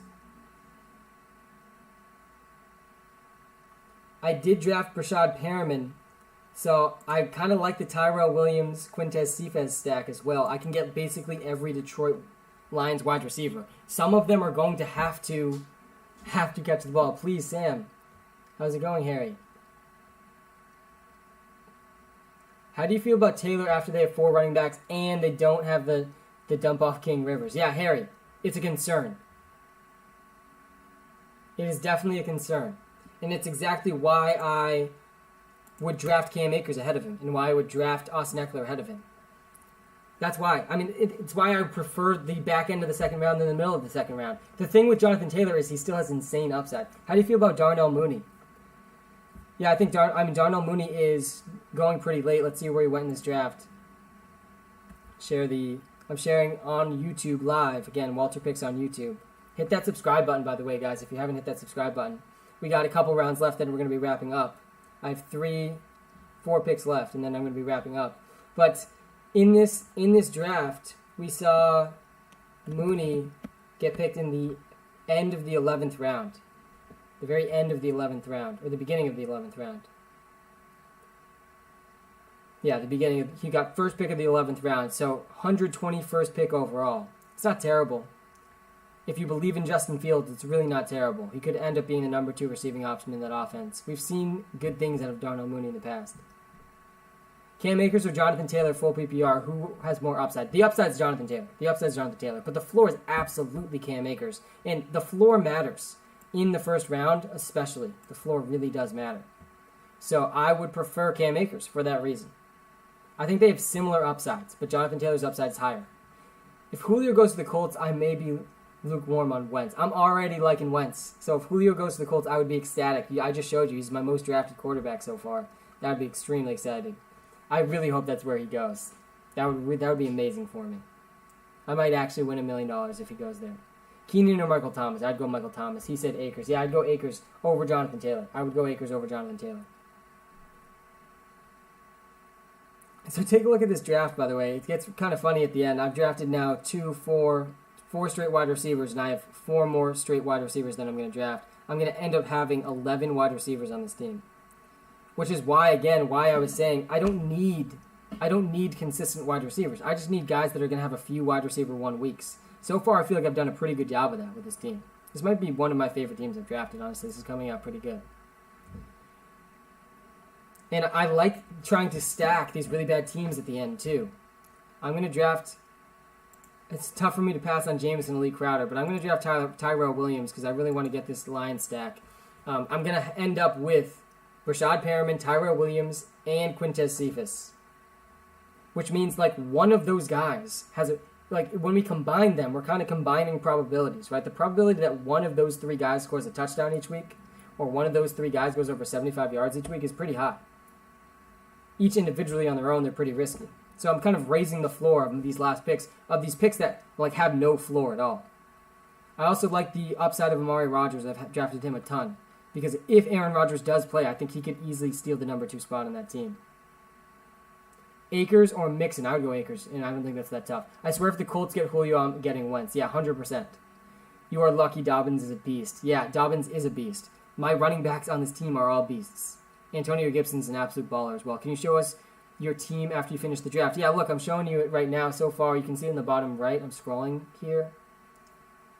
I'm 11 picks away. Let me show you this version here. WalterPicks, this is my team here. I went Derrick Henry in the first round, then Antonio Gibson, then J.K. Dobbins. Started 3 straight running backs, and then I'm not drafting another running back again. Then I took DJ Moore in the 4th round. Dak Prescott was there in the 5th round, so I snagged Dak Prescott, and I ended up getting Matt Ryan and Kyle Pitts on this team. Devonta Smith in the 7th round, Dallas Goedert. I like the Eagles stack that I got. And then the rest of my team is just upside wide receivers. We got 3 rounds left, and I'm drafting Rashad Perriman, Tyrell Williams. I'm going to get Quintez Cephas as well with my next pick, and I'm going to have all 3 Detroit Lions wide receivers. And one of them is pretty, like there's a pretty good chance one of them has a big week each week. Akers doesn't get any receptions, so you're not worried about that. Akers does not need to get receptions if he's going to get 30 carries a game. The crazy thing about Cam Akers, guys, is that he's in the Todd Gurley offense. We've already seen this offense have historically good fantasy football running back seasons. And at the end of last season, Cam Akers was getting 30 carries a game and was going with ease over 150 yards. Will Fuller in best ball has got to be amazing too. Yeah, he is. And I drafted him a ton in best ball last season. But Brandon Cooks is honestly one of the ideal best ball targets. Very little competition and very much a boom and bust player. All right, I'm drafting Quintez Cephas to end up this Detroit Lions stack. And I don't think he was even the next Detroit Lions player in terms of ADP. I stopped looking at ADP as much as we get closer and closer to the end of drafts. Let's see here.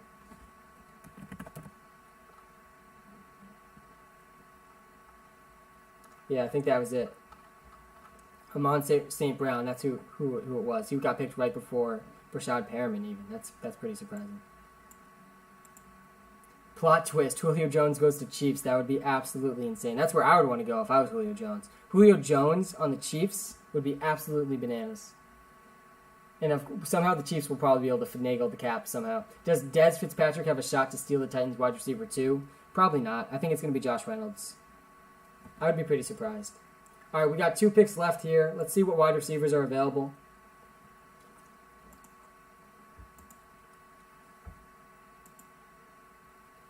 I do like Amari Rodgers. And if I can get both of these guys, I'd be pretty happy. Probably won't be able to get both of them. I like Deshaun Jackson. Talk about wide receiver 1 weeks, especially with these last 2 spots. If either of these guys can just give me 1 wide receiver 1 week, that'd be amazing. Sammy Watkins is not going to be it. Look at all 3 of the potential wide receiver 2s on the Packers are still available. Marquise Valdes-Scantling, Amari Rodgers, and Allen Lazard. It's another really late round stack that you can do.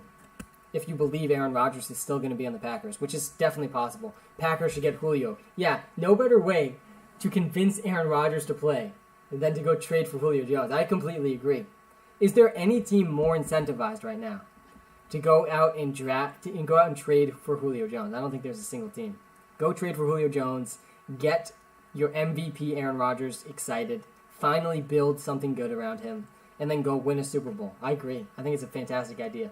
The Green Bay Packers should go trade for Julio Jones. There's not a single team more incentivized right now to go trade for Julio Jones. Where will Najee go? Najee Harris is going in the 2nd round, consistently in the 2nd round. I'm drafting Deshaun Jackson on this team. I got one pick left now. This team's coming together absolutely insanely. We have 10, look at this, 10 wide receivers. My wide receiver scoring, even though I didn't really take many of these guys early, should be top of the league. And if my tight ends, my running backs, and my quarterbacks can just stay healthy, I think this team has a legitimate shot to win me $1 million. I'm excited to see this team play out. And I'm not going to be projected nearly that much.